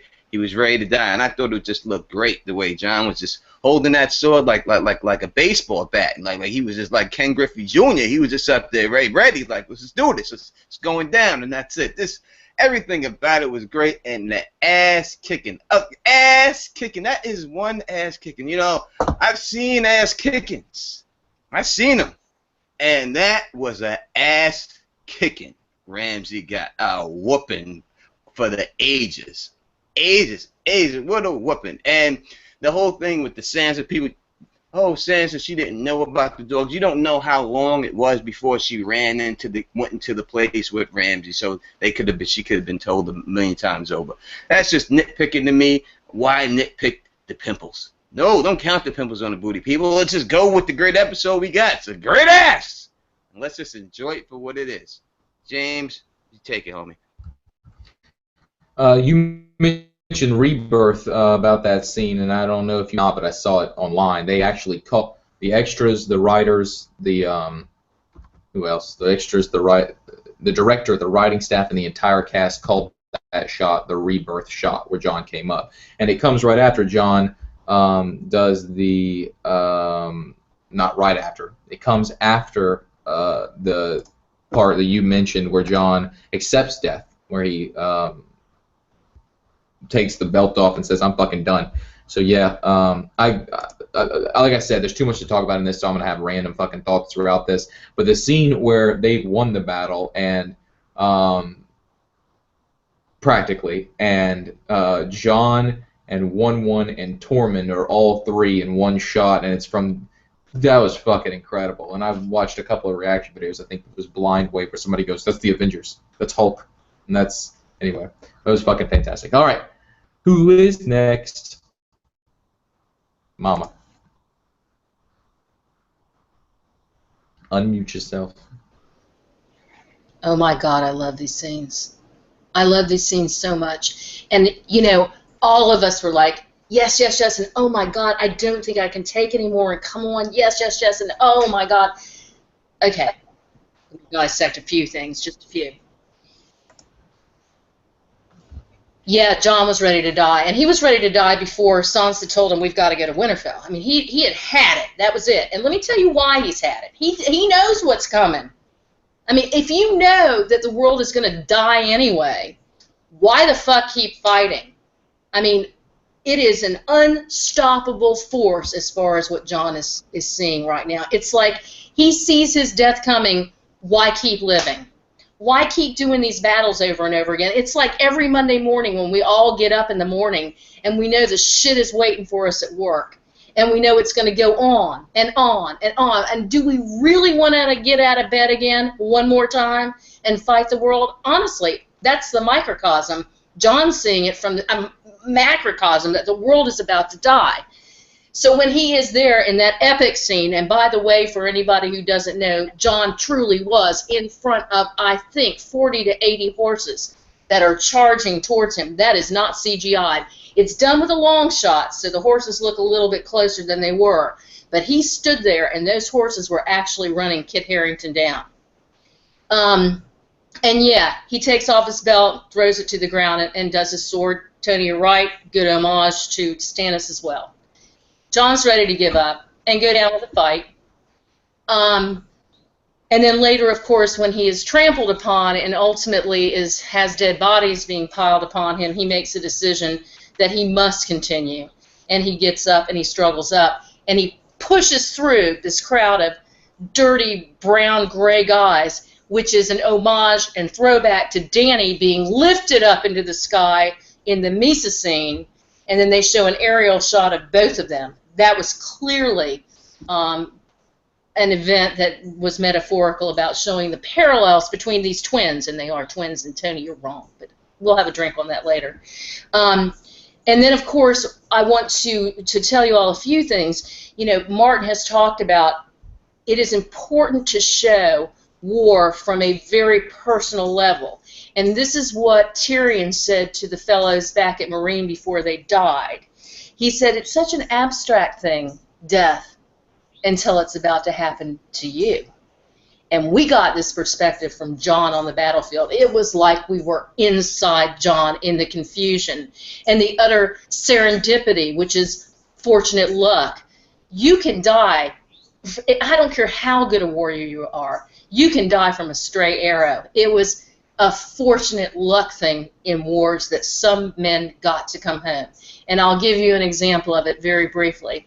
My best friend, and she's been my friend since we were 10, she's still one of my best friends, and I am very blessed because I have lifelong friends. I'm almost 60. Her father was in World War II. He was a young, brilliant man, and he recently died. Had a wonderful family. They had 8 children, 6 lived. Children he wouldn't have had he not survived World War II. But when he was 20, they gave him a troop of men in the army, and they were told to do the land incursion into Normandy near the end of the war. My father was developing, he wasn't at that time, but he did ultimately develop the marine vehicles, those that go from the sea to the land as tanks to get the men up onto the beaches so they wouldn't have the massacre that happened at Normandy, the beach there. And you saw that in Saving Private Ryan. This vehicle got them far enough up that they could use it as a barrier, but also be able to get to a place where they could be protected. But this man, Mr. Monin, he was 20 years old and had a troop of men that he brought into Normandy, and they saw Nazi signs everywhere. And they had Nazi symbols on houses. They knew that the Germans had been there. And this is not an aspersion on Germans. My grandfather was from Germany. But at any rate, the first troop of men he took, they all died. He didn't. He was the leader at 19 or 20. So guess what? As his reward, he didn't get to go home. They gave him another troop of men and said, go into Normandy. So he's going through this village, and every single one of his troop dies again.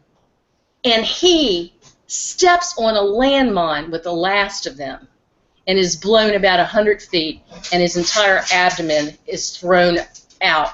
He drags himself for a while trying to get away and looks back, and there is a trail of his blood and intestines on the ground. And a medic came by, the Americans came through, and they gave him a shot of morphine and said, leave him.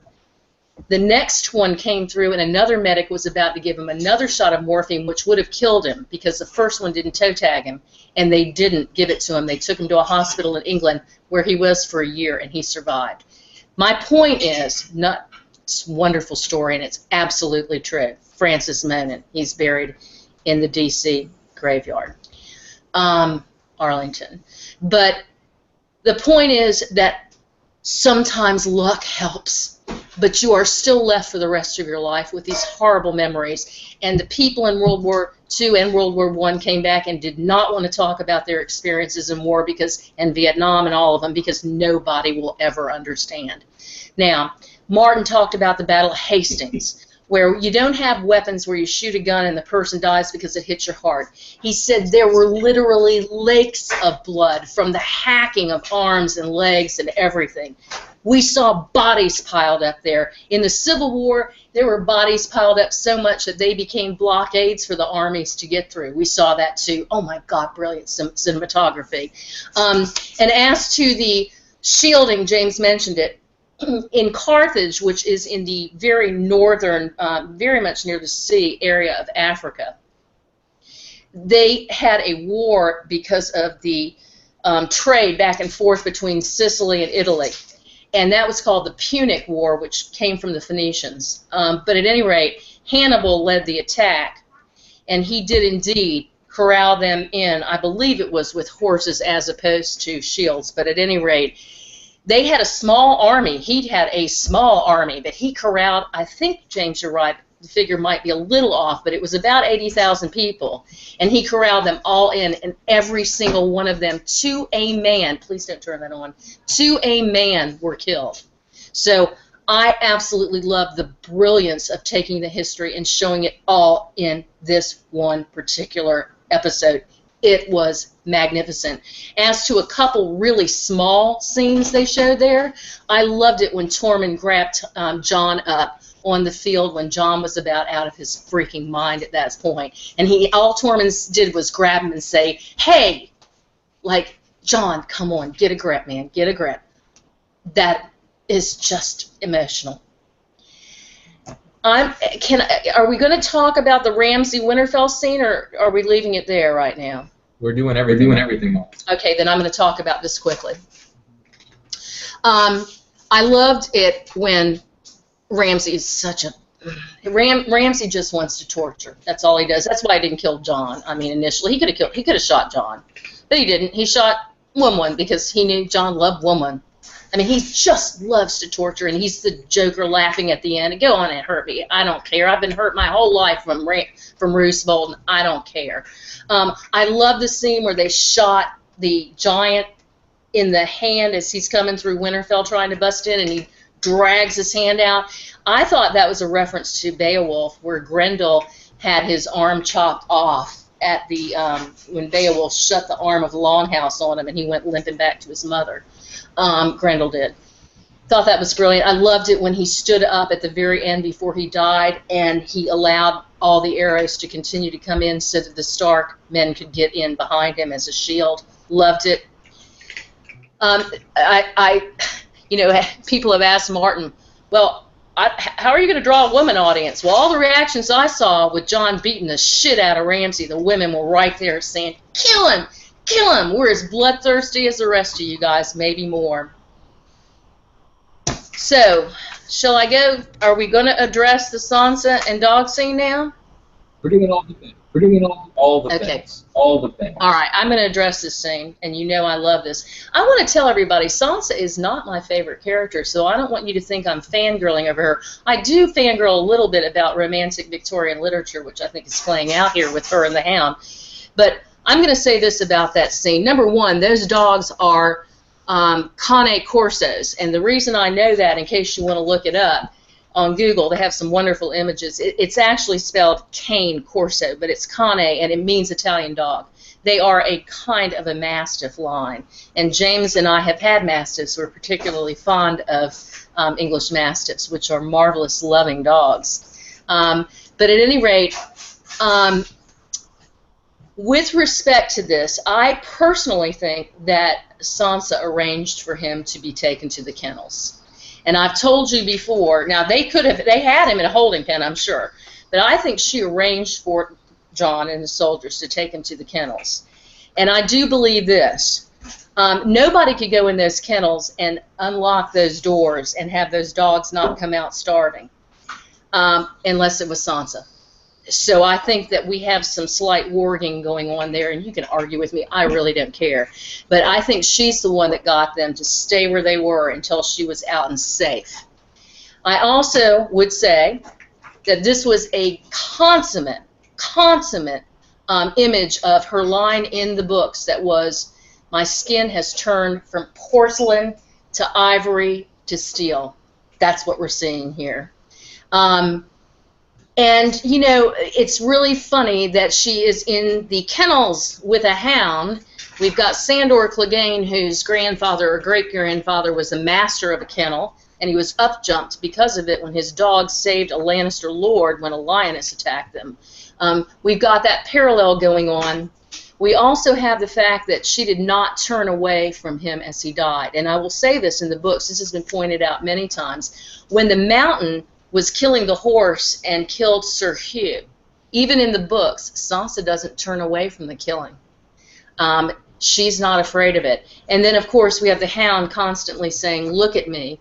And I think it will be very interesting to see the Hound when he meets up with her again, because she's the one who has always said, "Why are you so hateful?" Well, boy, she understands it now, doesn't she? And that's all I have to say about that. That's fucking fantastic, Mama. Really. Absolutely wonderful. It's hard to follow that one.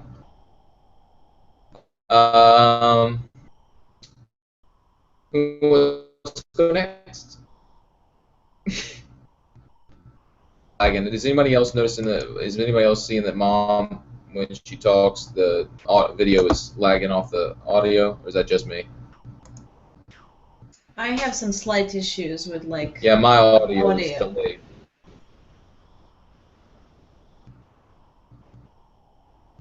Okay. All right. One thing I wanted to add, since we can't follow what my mom just told, is I'm disappointed about the Small John Umber not turning, but it is what it is. And what a fucking bad ass. Who owns the North? We do. Who owns the North? Show me. That was just really interesting lines. A couple of things to note that people noted online.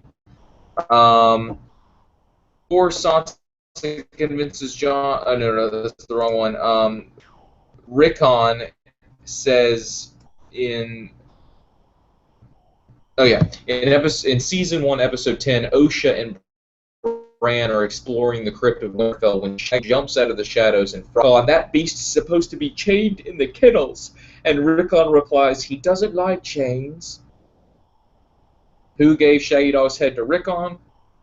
And Rickon to Ramsay Bolton? Small John Umber. What is the sigil of House Umber? Chains. In the show. Chains. Books, it's the Umber breaking James, you're breaking up. James, you're breaking up. Your audio is bad. And I mentioned this. Everybody else experiencing the same thing, or is seeing the same thing from me? Yeah, I can hear it, and everybody can hear it. You're not just lagging, but breaking. Okay. Charlie, will you take over for a split second while I log off? Sure. You were okay. You were fine though for that last moment though. So. Oh, well, am I good now? Yeah, you're fine. Okay, I'm at a hotel and I'm having to use their shitty internet. So, all right, back to what I was saying. The director of this episode, I mentioned this at the beginning of our episode review, but I'm going to say it again because I want to quote the director. The director said, Ghost was in there in spades originally. There's a lot of Ghost originally in the script, but it's an incredibly time-consuming and expensive character to bring to life. The episode's director, Miguel Sapochnik, told Business Insider Monday, ultimately, we had to choose between 1-1 and the direwolf, so the dog bit the dust. And the price tag of this episode is between $11 million and $25 million. For this members, 500 extras, 70 horses, and 25 stunt men and women. That's just fucking insane.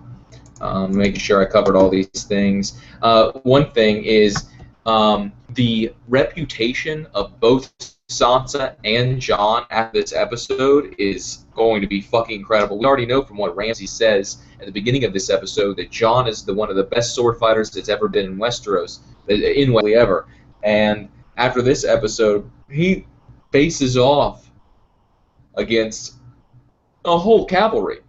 He doesn't end up fighting them, but stories get changed. He fought with a giant. He literally rose from the dead. But so you don't know what parts are true and what parts aren't. But so his story after this is going to be incredible.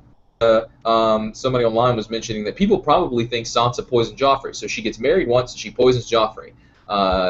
She gets married again, and but this guy and her possibly conspire or she get Joffrey ends up poisoned, Tyrion's father's killed, and she disappears after Joffrey's death.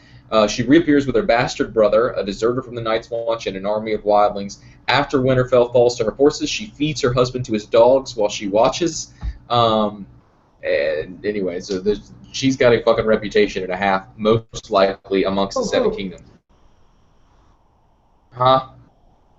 Sorry, I'm trying. The camera is frozen on me, so I'm trying to just manipulate it with sound or something. Sorry.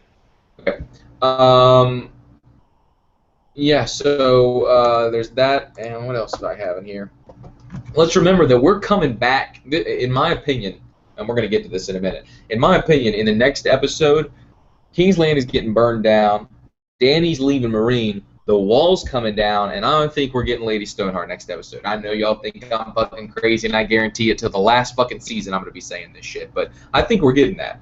And there's nothing else to tell for Bran but the wall coming down. I mean, him coming through the wall at least, which to me means the wall's coming down. But there's also nothing left to tell Jon, in my opinion. There's shit going on for them to deal with Melisandre and stuff like that, but to me there's not much going on.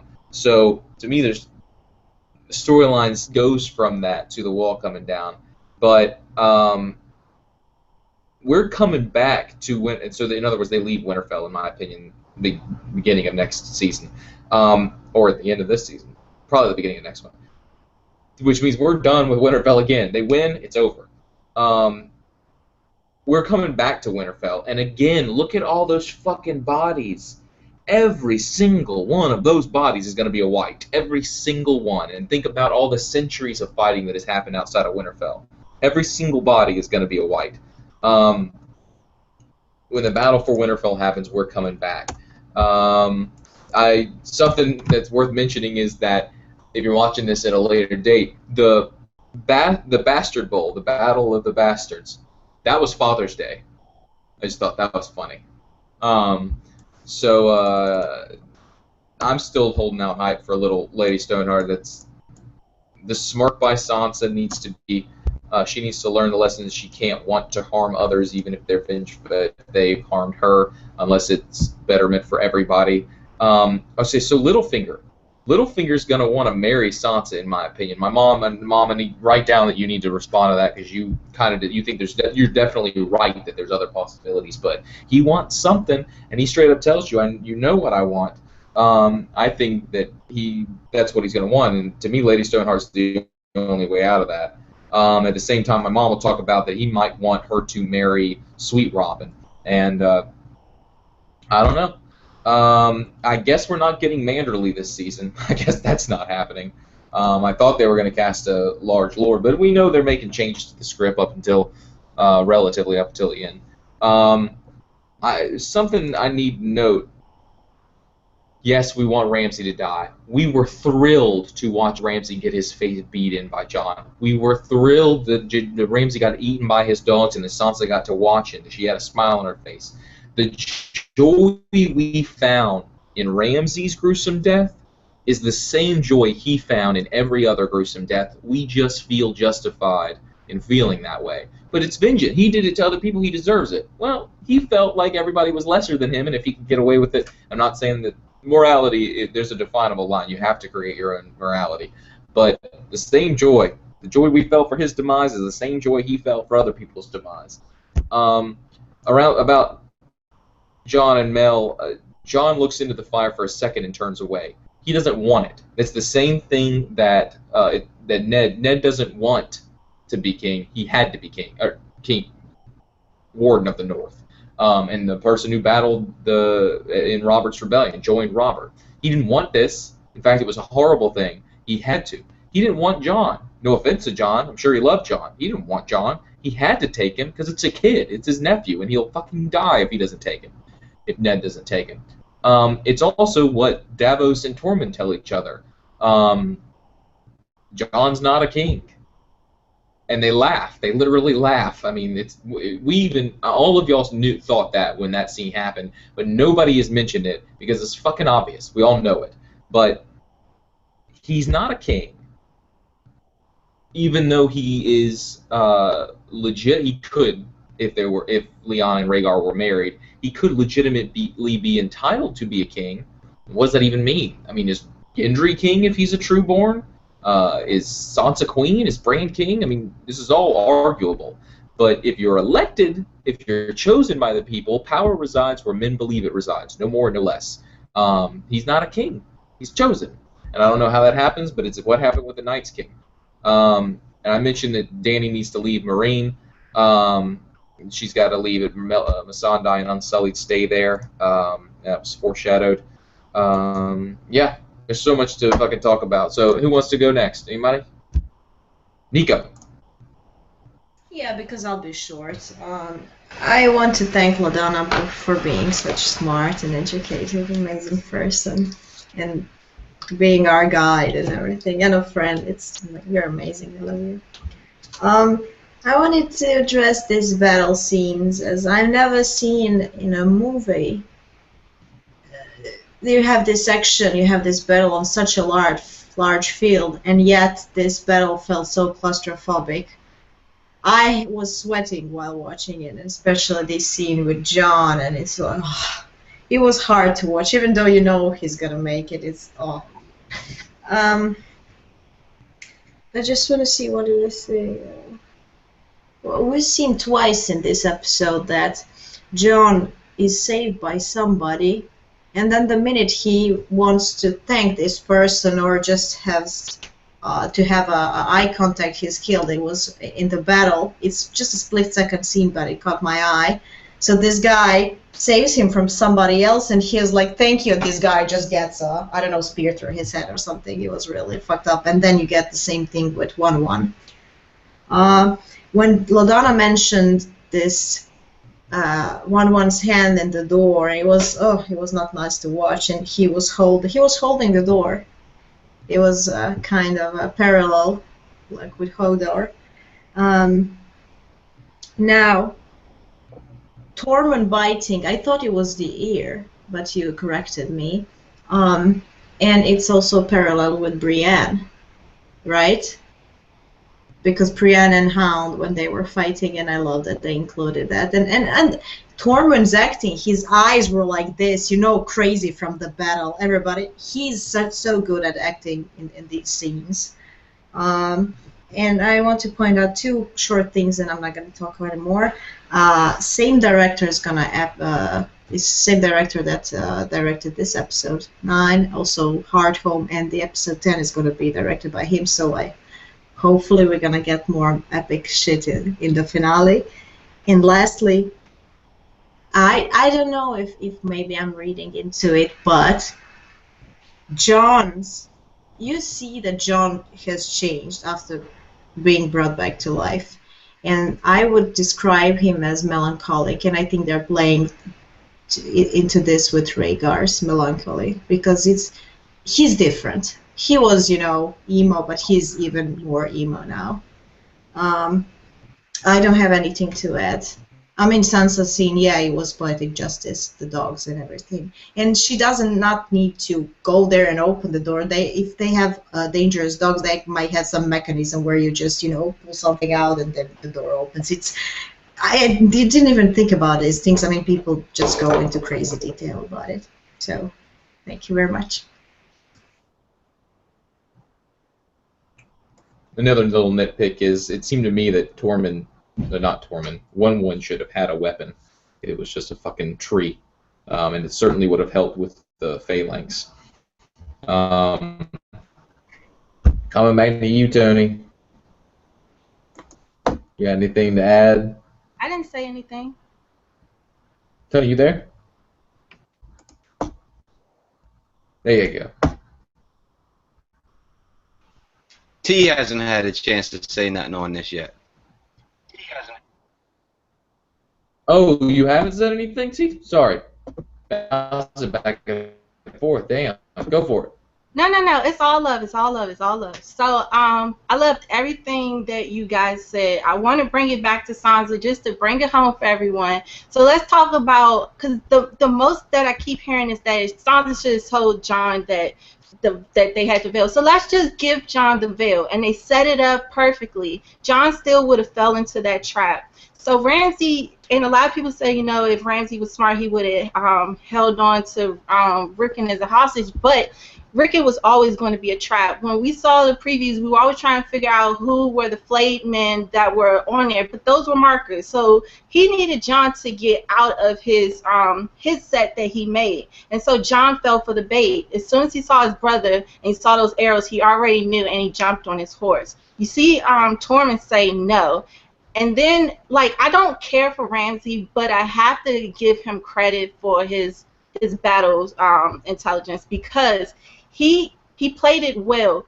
He was willing to sacrifice his men in order to win. And I think that Robb did the same thing. He sacrificed his men to get Jaime. Even Stannis did the same thing. Well, he didn't win, but he was willing to sacrifice his men in Blackwater. He was willing to sacrifice his men when he was trying to do the siege at Winterfell. So no matter what, even if Sansa gave him the army, potentially Jon would have still got most of those men killed just because he fell for the trap. But I did love, I have to say my favorite would be when Tormund ripped the dude's his neck or ear, whatever you want to say, and it was all blood on his face. And I also like the fact that Jon was covered in blood and he's fighting. I love the trampling scenes where he's like, the cameras is going dark and you feel as though you're in that scene. Everything worked out fine. Yeah, it would have been cool to see one with a weapon, but I don't know. It's not that big of a deal to me.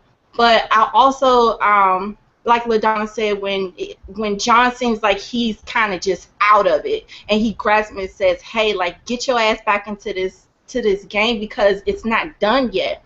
But also Jon, when he had that meeting, he was doing the same thing that Ramsay did. He was trying to use who you are against you, but it didn't really work. But Ramsay used who Jon is because he's honorable. No one's saying that if it was your brother, you wouldn't go there. I'm not saying that he's wrong for wanting to save his brother, but I'm saying he wasn't thinking about his men at that point, which means that he potentially put most of those people in that position to just get knocked off one by one by one. So when you think of that, you have to also blame Jon for not being smart. It's like, I think LaDonna said, well, he was just always thrown into these situations where, so he was always thrown into these situations. But even when he's planning it out, he aborted the formation, all the plans that they had. Davos told him at the very beginning, we have to be patient, and Jon wasn't. And he kept doing the same mistake over and over. And if it was not for Sansa, they would be dead. Most of them would. Oh, okay, cool. Most of them would be dead. I love Small Umber, the war cry where he was like, you know, who runs the North, and he says, show me. I love that, even though I can't stand him, and I'm so glad that Tormund was the one to beat his ass. I just loved it. I think that Sansa, to me, and this is really fucked up, but if someone was to rape me, I'm telling you, I'm not just going to feed you to the dogs. I am really going to fuck with you. So I think Sansa actually kind of went easy on him, but I love the fact that she stared and she waited. And then I think when we have that line where he says, I'm always going to be with you, it's because he's so fucked up that I think she's going to have some type of enjoyment when it comes to, like, gaining her, if she ever was to capture her enemies, that she will torture them. I think she kind of likes the fact that she has that power, but I don't think that it's her being pregnant, because I think we would have saw something, because I think by now it's been a few weeks or something, so I think they would have showed us like little bits of some type of clues to say, oh, she's pregnant. I'm trying to think of something that you guys haven't said, so I'm not really repeating myself, but overall, the battle scene, the way that the horses were crashing into each other, the chase that John and Tormund to go after Ramsay. Like, one thing I didn't understand was why Ramsay was just shooting instead of like picking up something to swing. But who cares? Because he died. But I think that one thing I will say is that because you did kind of see it with Ramsay, is that you don't fight people that smile when they fight. It never works out. My uncle told me this a long time ago. People who fight and smile are batshit crazy, and they love it. So they have to go, or you just can't fuck with them. That's just the rule of thumb. And I ain't seen some crazy stuff where dudes is fighting and this dude's smiling. I mean, changed some pretty messed up things, but you can't fight people who enjoy it. And he did have like a Joker smile even when he was getting his ass whooped. So, I'm sorry, Tony's who got the ass whooped worse is stuck in my head. But every time I see it now, that pops in my head. But but I love the fact that he kept going and going and going, and then he stopped when he saw his sister and said, you know what, this ain't mine to kill, because it is so horrible to actually insert yourself forcefully into someone, which is why I think Bran is kind of messed up when he wards in the Hodor, because to me it's kind of like a mind rape, because he's not asking for that, but it's the same thing. You feel so violated that I understand why Sansa's mad. I understand why she did what she did at the end, but I also understand why Sansa didn't take the bait and knew what was up, because when it's almost like Stannis, and I am in no way, shape, or form condoning what he did as far as burning his child. But I also said last season that I could not be Stannis, because he decided that, you know what, my child, even though I love her, is not worth all these men fighting for me. And at the end of the day, Sansa was like, look, you're going to lose trying to save one person. We got all these people fighting for you. So I think Jon, he just messed up. I don't think that Jon's a bad person for going after his brother, because most of us probably would have went for our siblings, but at the same time, most of us would be dead because we fell for the bait. So at the end of the day, you can't really say that it's all on Sansa when Jon was the one who repeatedly kept messing up towards it. So that's really all I got to say. You guys actually covered up a lot of stuff, but it was just so. It was so good. Like, I could watch this episode over and over and over again, and I get pleasure for some reason seeing Jon beat the shit out of Ramsay. It's weird. It's kind of sick, but I was just into it. It's like, yes, beat him. Like, I was jumping, bouncing up and down. Like, I loved it. I don't know why. I just love when Game of Thrones does the action, they do it right. And I'm with Tony. Like, I didn't need too much plot, because you were giving me plot like 3 or 4 episodes. So all I want is action. And just to go back and with Nico, because when Tormund was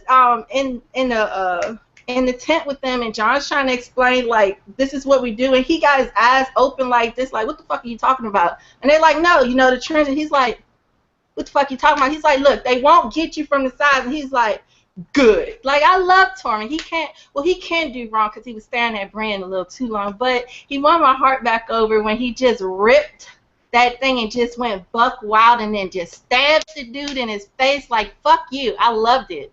So, yeah. What a fantastic actor, too. It's fantastic. The pincer. They can't come at us from sides. Good. Oh my God, what a fucking... And we're not going to have Ramsay anymore. What a fantastic actor he was, too. No more. Yeah. Anybody else? Mama LaDonna. Not sure you've gone to Charlie, but can you hear me? Have I done it?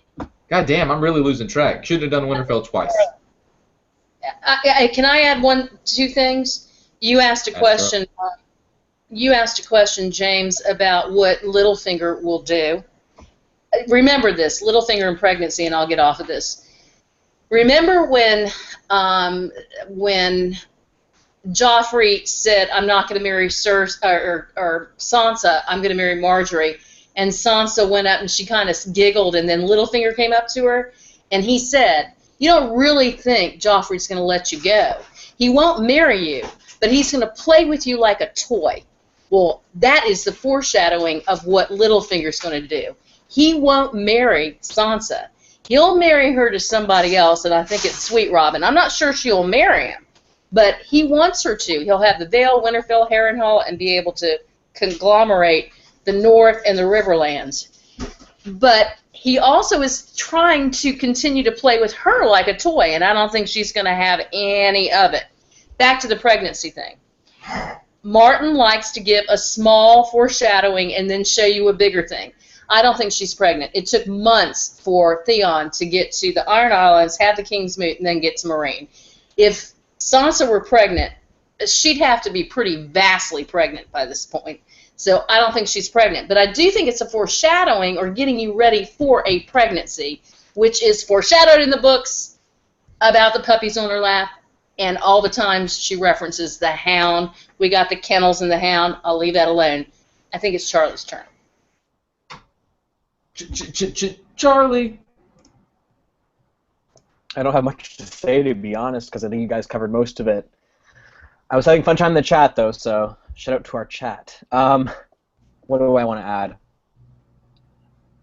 More questions than answers than anything else. I wanted to mention Hodor in the middle of the season. He held the door.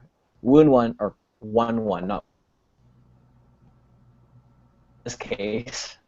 Maybe there's a Giants parallel there. Maybe, you know, the whole talk about Hodor truly being a giant was actually true in this case. I mean, I'm kind of reaching there as a bit of a crackpot theory, but I thought that was interesting. What else? I think you guys mentioned the whole line by Ramsay to Sansa about how he's a part of her now, and I mentioned in my own review how I kind of wondered if maybe she's pregnant. Quick thought, obviously. It's kind of funny, actually, because I know a few of you thought she was pregnant at the beginning of the season, and I was totally against it, and then I considered that possibility at the end of the season, whereas everyone else was like, no, she's not pregnant. I remember LaDonna made that comment in my video. And I tend to agree with you, actually, to be honest. I don't think she's pregnant, obviously. It's been a while. But somebody made actually a few people made the comment that she now maybe carries a darkness of his darkness with her forever, if that makes any sense. You know, Ramsay tortures people and looks at how, and look at how he killed, you know, Walda. He had her killed by being eaten alive. Well, Sansa did exactly the same thing to him in a sense, and not saying he didn't deserve it, but she wasn't exactly merciful towards him. So I don't think, you know, Sansa's going to go all dark side and, you know, go around killing and murdering people, but I think at the very least she isn't as obviously forgiving as she once was. Now for a few questions. I think things will resolve themselves in the end of the day, obviously, because of Jon Snow's parentage when it is revealed. Also, I'm with Tony in saying that I don't think Jon and Sansa are siblings or twins or whatever the case may be, but guess we'll see when that comes true. In terms of Winterfell, though, who truly controls it now? Because obviously, at the Wall, the whole idea that Jon would be the ruler of Winterfell was played up. When discussions in the Riverlands happened with Brienne and the Blackfish occurred, it was kind of mentioned that Sansa was the Lady of Winterfell. So I wonder if that's going to be brought up in the next episode, that whole dilemma. Of course, we have Bran coming down from the Wall soon, so I'm sure we'll, you know, once hopefully if he reaches Winterfell, that'll also be another dilemma to be discussed in terms of who gets Winterfell. Again, I'm sure it'll resolve itself, but I'm just kind of wondering right now who you folks think is in charge of Winterfell, Sansa or Jon Snow. I also got a question on my Twitter from Coolster. She or he mentioned, will Jon be going into the crypt, since he mentioned it in episode 9? And I thought that was an interesting question because, of course, we have hopefully another Tower of Rejoicing coming up next episode. At least that's my intuition. Also, I made a predictions video for next episode. If those of you who are interested in my thoughts on what things will go down for next episode, check it out. Shameless self-promo again.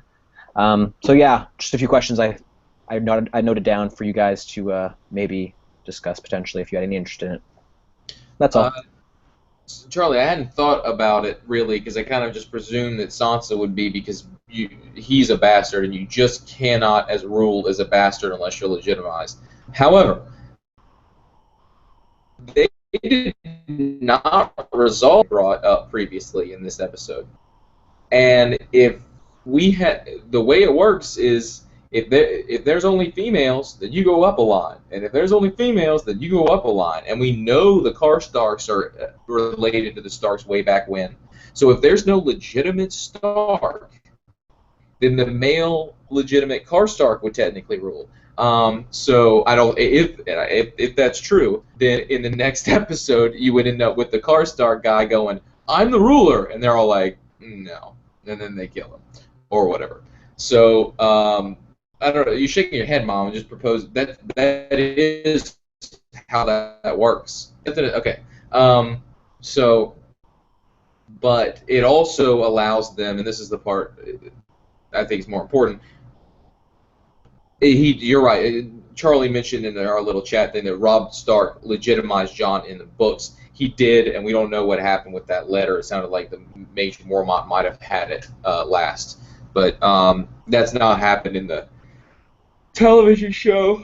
I don't think we assume that. I think that actually happened. But anyway, what this gives us an opportunity to do is to tell the reader or remind the audience that the path is males all the way up until there are no more males, and then it's females, which is important to the ultimate end of this because Sansa is supposed to be the leader, partly because, in my opinion, theirs did not work that way. A long time ago, in my opinion, it was a Stark female and a male Children of the Forest. I know that's out there, and the more further we go along, the more insane my theories sound.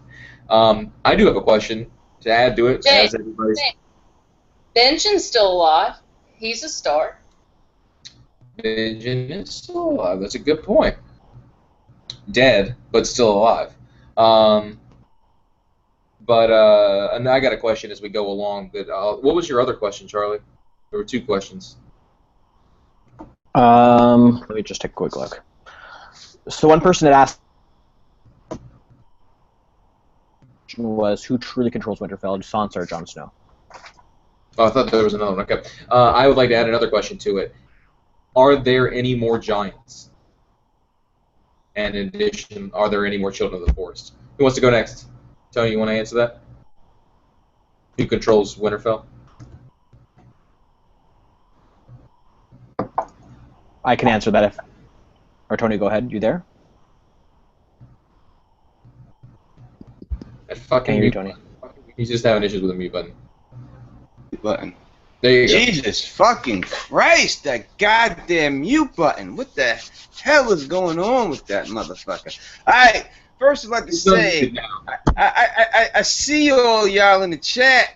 I see what you're saying. You think I ain't afraid of you motherfuckers. You know, you can say what you want to say, but I'm here and I will address everything you got to say. Now, the whole thing about the you want to call the man a cunt. He should have ran with Jon. And why?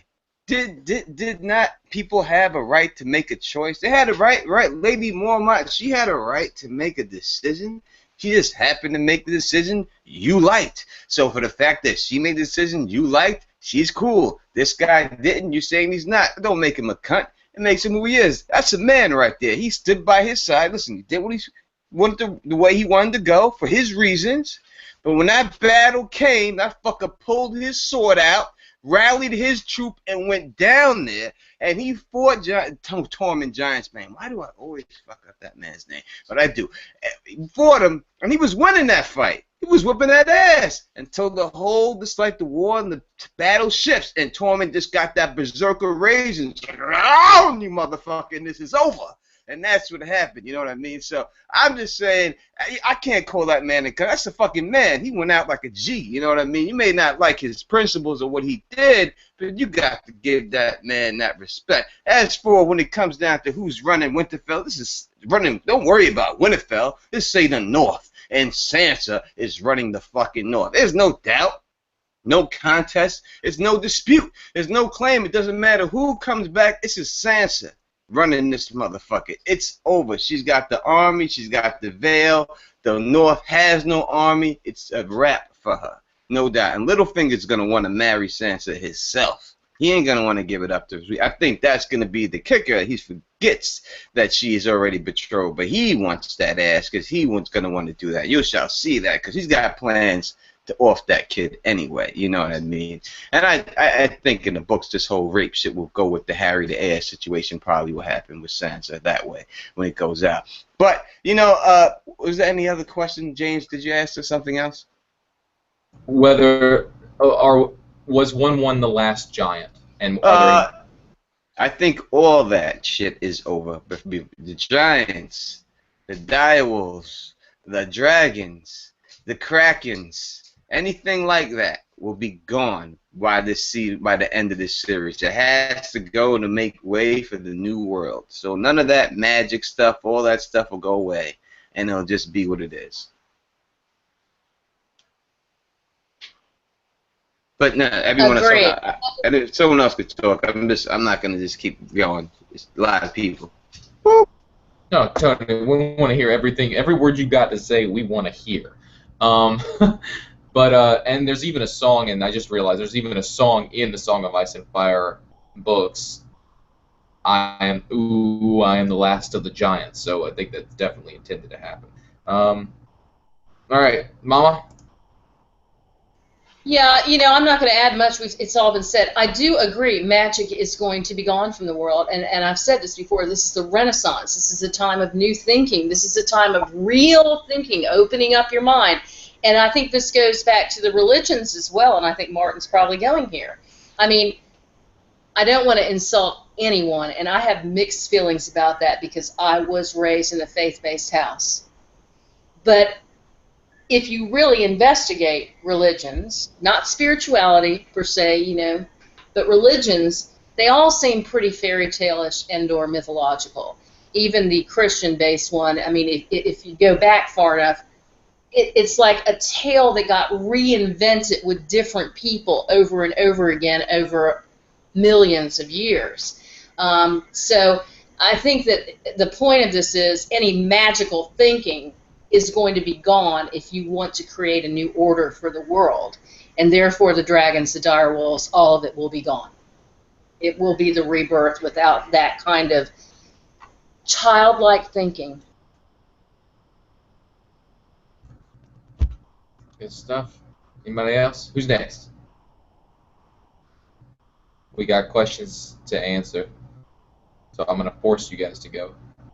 We need to, James, do the thing with Oh, yeah, Tony. Well, fuck it, I'll do it.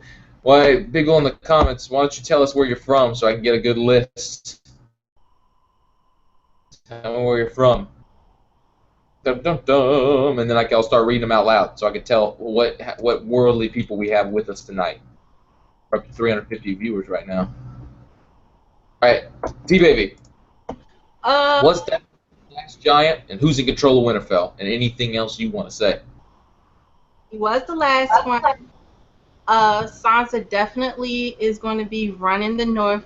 We got to remember, Jon doesn't want to run politics, and then you really have to break it down. What does Littlefinger want? Because he's the one who has the army and the numbers. It's not Jon, really. So I'm going to have to go with my girl Sansa, and she even kind of played it so that people would be on her side, but at the same time put it in a situation where she related to Jon by calling him a bastard but saying she's a girl. She's relating to him, but make no mistake, she should be running Winterfell. I mean, she could run Winterfell with Jon by her side. I don't think that Jon has to be the one to rule that house. And then you also have to think about it that Ramsay made a really bad name for bastards. So I don't think that even though Jon's a good character, I just think that the North would be like, look, you can't trust bastards. We already been down that road. You're a cool dude, thanks, but no. So yeah, I'm gonna have to roll with Sansa. And Sansa's not my favorite character, okay? Actually, Littlefinger and Bran is my favorite character. But I have to just stand up for her just because I saw so much hate for her when she was actually the smart one in that situation. That's it. And also, who got the ass whip works? One thing that you made me think of, though, is if Sansa is pregnant, then no one can challenge her rule because she's got what could be a male heir inside her, and that would force her not to abort. What you shaking your hand at, Mama? What you shaking your hand at, Mama? So maybe laugh at your ass again. Give me another crazy theory. Sorry, nobody was pissing this episode. You can't get the bones. I have a question for you, They James. spent a whole. I'll get off. What were you saying, Mama? Mama, say it. But all right, I'm just gonna say this. She is not pregnant, And even if she did, they spent a whole chapter on Tansy T with Hoster Tully about him giving an aborticide to Liza Tully when she got pregnant with Littlefinger's kid. She's either gonna have an abortion or she's not pregnant. She's not pregnant because they're not gonna. Oh my God, they're not gonna go into the abortion thing on the show. No, they're not. Oh, you got a point. That would be some sensitive shit. However, it kind of brings up the point I was trying to make. Not that it's true, but if she was pregnant and her legitimacy to the seat of Winterfell was based on her potential for having a male child, then she may be forced to keep the child or fake it, which would be a really interesting storyline lasting longer than 13 episodes. Charlie, what were you going to say? Wait, let me say this. She is still married to Tyrion Lannister. Now, my position is she's married to the Hound because he already cloaked her with a white cloak long before she got married. But if we do it legally, she's still married to Tyrion, and he's not dead. You need consent to be married. She did not consent. Well, hold on, because you and I have had this discussion. She did not consent in the books, but she did in the show. No, she fucking did it. Are you kidding me? She was forced to be up on that fucking stage. You mean that she allowed him to put the cloak on? So the fuck what? Somebody held a knife up to her throat and said, "Put the cloak on." Is that consent? It's undue influence. Well, somebody, hold on. No, you just hold on. You're my son. If you're at a chapel and and the priest says, "Present the rings," and the woman holds her finger out and they put a ring on it, I think that's pretty much consent. Now, again, hold on. In the show, she did. If somebody had a gun to her head, you omit the important factual information. Well, as Tywin's, hell, let me say this. Half the women in the show have guns to their head from their fathers saying, "You're going to marry this house because I need them for political power." Yet, those marriages are considered legitimate. So, yeah. There's that. Hold on. We started fucking books out with one when Dany was sold to Drogo. But this is a new society we're building. All right, well, here's the deal. Let's not be anachronistic, which means to put our timeline opinions on the past. If you look at it from their particular timeline, they're married, like it or not, because women are property. That's what we were. And, we're still evolving. Charlie? I can ask my question now? If you want to. If I want to. Do you still think Sansa killed Joffrey? I do. I still think. Really? I absolutely do. Did you know I was going to ask you that question today? I didn't. Well, you asked it in the chat. Oh, I did, didn't I? I responded in there, but I did not know you were going to. I didn't see that. I do think that. But I think that what we're getting in the show is not. First of all, I do think that's what happened in the show, as well as the books. But I also am completely aware that my theories don't mean shit until we know what that happened, except that it's a good idea for me to put my own book. But the show is doing things I'm not certain aren't, to a certain extent, meant to throw us off of the books. They're like, we just can't do that storyline. It's a hugely important storyline, but we just can't do it. Well, we'll go a different route. And that way when people are reading the books, they'll go, what the fuck? And I'm not talking about that. I think it's potentially true that Roose is a continual skin changer and that what we had happen with Ramsay in the TV show will happen in the books, but it will be Roose and Ramsay's body. I'm not saying that's true. I'm just saying that kind of thing is potentially true. Can I add one more? I'm getting an echo. Can you mute James for a second? I don't know if it's me or you. Okay. Can you hear me? Yeah. I just want to add this one thing. I said it before, but a lot of people missed it. I want you all to know that Lyanna Mormont, that darling little tiny bear cub, is probably Tormund's youngest daughter, because Bear Island is off to the west of Westeros, and the wall extends, and you can get around it with water. And remember, Tormund says that he wrestled a she-bear. Well, Maege Mormont, who was the head of Bear Island, was known as the she-bear. So all of those daughters that Tormund said that Jon was prettier than his daughters, Lyanna Mormont is probably his, and I freaking love it. Awesome sauce. Nico? I'm sorry, I forgot what I was talking about. Just random Q&A. About whatever you just sprayed all over your body a minute ago. Well, rose water. Rose water. Yeah. It's hot here. Charlie unmuted himself to laugh. I love it. That's my biggest hatred about the fact that we're all muted now. I want to hear the laughter and the reactions, and Tony getting pissed off at. Why? What's wrong with rose water? It's amazing. So somebody asked us to give a death pool for episode 10 finale, so it's just a prediction who's gonna die. Do you agree to do this? Right, I'm gonna say, yeah. I'm gonna say I think. Let's keep talking about the episode. We'll consider doing that at the end. That could be a long thing. I just want to make sure we got everything done before we do that. Well, and also, let me read the list of where everybody's from real quick. We have Heather. I'm not sure. Should I read? Yeah, Heather Reed from Las Vegas, Nevada. We got Tina McDonald from Esparta. We have Angel from Alabama. We have Tony Cochran from Kentucky. Zaim Solomon from Dubai. We have someone from goddamn Dubai. Hell yes. Jim Young from Michigan. Ken G from the Jersey Shore. We got Kevin Cleary from Memphis, Tennessee. Danielle Gonzalez from Houston, Texas. Melissa Craig from Dewashiag, Michigan. Rhaegar Targaryen from San Francisco. The Battle Doge from San Diego, California. We got Ole25315 from Israel, and I've jumped down too fucking far.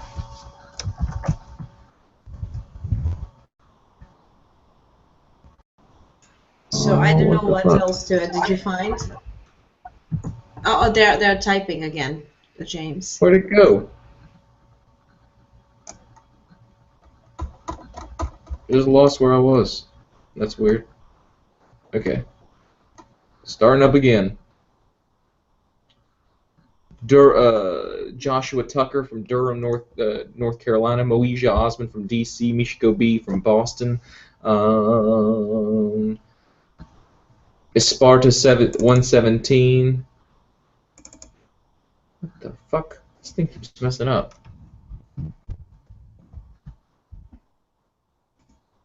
Do you want me to read it? Yeah, if you can go down the list. Okay, I can. Fuck it up. Yeah. Geochronic from Canada, J.R. Rowley from Tulare, Texas, After's Guy from Sydney, Australia, Yassine from Tunisia. Oh, Tunisia, so cool. Dracarys Chill from Brooklyn, Spy the Unicorn, South Texas. Where did I? So we have Teresa Salamala from Spain. Tina McDonald from South Africa. I know she's from Pretoria, if I remember. Bonnie G from White Lake, Michigan. Squishy King from New York. S. Moo from Orlando. Winifred from Norway. Oh, Norway, hello. Wait. Queens, New York. Yeah, you guys are typing like crazy. I have to catch up. Yeah, somebody was. Okay. Spots right from Tulsa, Oklahoma. Another Brooklyn, Monaro Gig TV. And that's it. I lost it now. Yeah, we're not gonna read anymore. I'm sorry. We're gonna stop now because you guys are typing too fast. Now, do I want to add anything to this? I want to thank again to almost 400 people watching us every week. Yeah, you guys are amazing, and we appreciate that. Thank you so much. And I love James and LaDonna when you two starts to. It's not bickering. It's just so lovely to watch. What else to add to this episode? I don't know. I really don't know. It was more action than actual meat, you know. So I really don't know. Can't say enough how much fucking fantastic this episode was. Yes, Just it is. Absolutely incredible. Just fucking fantastic. James, let's make some one of the predictions. best things on television ever. Ma'am? Let's take a vote right now. Who believes that the wall is going to come down next episode? I think did it's that. only. I have a list here. Oh, by the end of the season, who thinks so now though? As of right now, who thinks the wall's coming down at the end of next episode? Really, just me? Nobody else thinks the wall's coming down? Nico does. I missed that. I mean, Oh, we already answered this, right? yeah, we I'm did. wondering who thinks so now, but I do want to hear Charlie what the list. It's cheap. You can't change your answer now after the Agreed, fact. That's Tony. not good.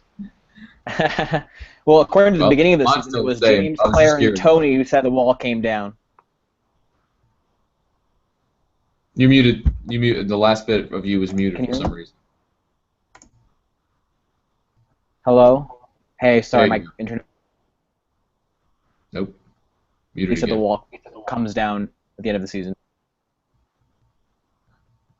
You keep getting muted and unmuted. I'm not sure how it's going. Maybe you clicked it like 80 times. Just stay. You're unmuted right now. Can you hear me? Yeah, okay. Yes. So James, Claire, and Tony, you all said the wall comes down at the end of the season, at the beginning. This is so fun. Let's clarify. Does the wall come down at this Sunday? No, it's not been set up to come down yet. There's 13 fucking episodes after this season. When the fuck is the wall coming down? It's happening It's happening next episode, in my opinion. But if it ain't happened next episode, it happened the first episode of next. If I have fucking, I think we're getting Lady Stoneheart. So I'm out here. Can I speak on the Lady Stoneheart thing? Because a lot of you said she's coming back this season, actually. Do it. According to my list, you have literally everyone here except for me and Tony think Lady Stoneheart's coming back by the end of the season. According to what you all said before the season started. Does anybody change their mind? Nope. She's still coming. She's still coming. I'm petty. I'm going to just stick to my gut. She's still coming, y'all. She's still coming, by God. She might be the last scene of Sunday night. I think that if the wall does come down, it has to be the last scene. I've thought about this for a while. If the wall comes down, even if they're Lady Stoneheart's in the next season, to me the wall has to be the last thing that comes down. No matter how I dice it, it's the more important thing. But I do think we're getting Lady Stoneheart. I don't think it's time for the wall to come down, but I think it will be shortly. It's coming down. It's a smoking gun. But I think they're going to concentrate on the trial of Cersei, and we've got Wildfire coming. And as somebody in the chat said, the wall might be breached, but not come down yet. Can I say something? Yeah. Oh, okay, thank you. There's not going to be much trial. I think Cersei's going to make sure that the next episode everything goes on in flames. What I can see at the ending of the finale, at the very, very end, either Lady Stoneheart shows up, but I said I changed my mind, not changed my mind, but I'm getting doubt because why bring up Catelyn Stark's name so many times in the episode? Maybe just toying with us, dick in the face, the warty dick in the face. But for the wall, not crumbling, but I could see potentially Night King getting close to the wall and doing the punch, and you just see the cracks and end of the episode. That would be yeah. They do that. I mean, we got the Sam with seeing the White Walkers come being the end of a season, and then but is it Mom? You were saying you don't think it can. The episode's called "The Winds of Winter." Yeah, and we saw the White Raven. We saw the white. We saw the white. Are you making fun of me again? I'll kill you. We saw the White Raven. It was in the the preview, and that is the White Raven of Winter. And some people in the chat. Now, Charlie, did you say there's not going to be a trial because the preview showed the trial starting? I didn't say there was not going to be a trial. Maybe I misunderstood you. Yeah, there's going to be a trial. I do think that anyway.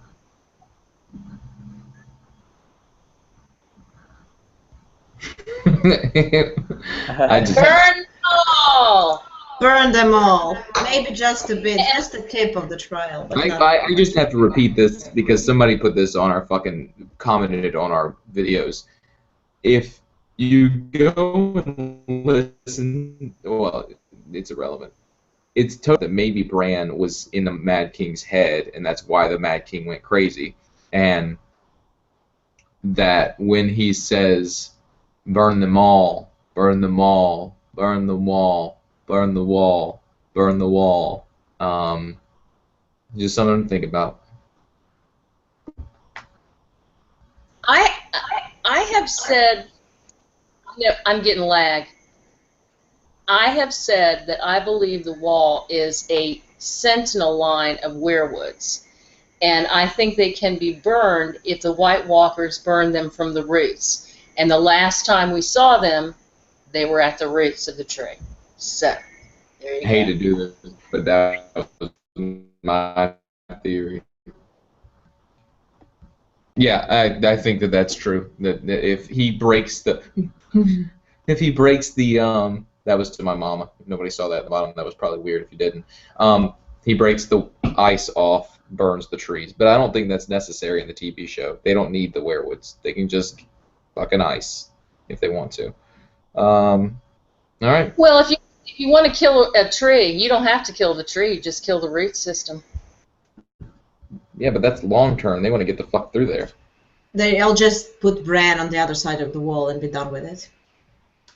That's my point. I mean, there's nothing left to tell of Bran except him travel. They've already spent 2 fucking seasons with him traveling to a destination.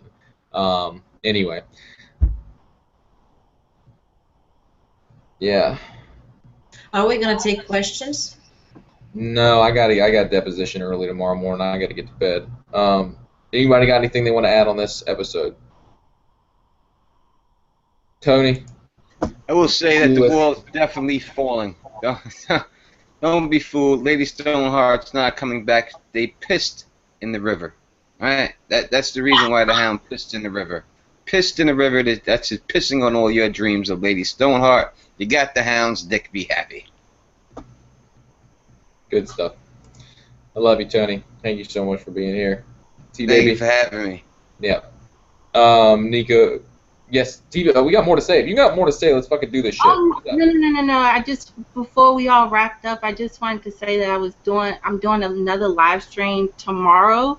On Kingston's channel. We're doing theories, which is going to be fun. So please check that out, guys. I'm loving these live streams. And I got a video coming out tomorrow on Kingsland. She invited me, goddammit. All right. And I've been on 2 of Don Willie's videos, so I would definitely check him out. Don Willie makes some really entertaining videos. Obviously, you need to check out Tony's videos. There's the links in the description below. If you are watching this and have not seen Tony's videos, go watch Tony's videos right now. And I would like to say that Charlie's channel is in the description. Well, Mama. Charlie's description is in Charlie's channel is in the description as well. Are you still making French videos, Charlie? No, but I'm planning on resuming some this summer, so stay tuned, maybe. Cool. What were you gonna say, Mama? I'd like to give a shout out to Don the Kraken Wit, who had me on his last one for a few minutes, and I love him. And good job. Keep going. Don the Kraken Wit has been there for me multiple times. I really like that kid. He's a good guy. I say kid, and that's not going to be denigrating. He's probably older than me. All right. Anybody want to say anything else? We love the chat. You guys are our fam. Thank you. See you next Wednesday, everybody. Thanks for sticking out with us. We love you so much. Ciao. Shout out to Toronto. Hey, y'all.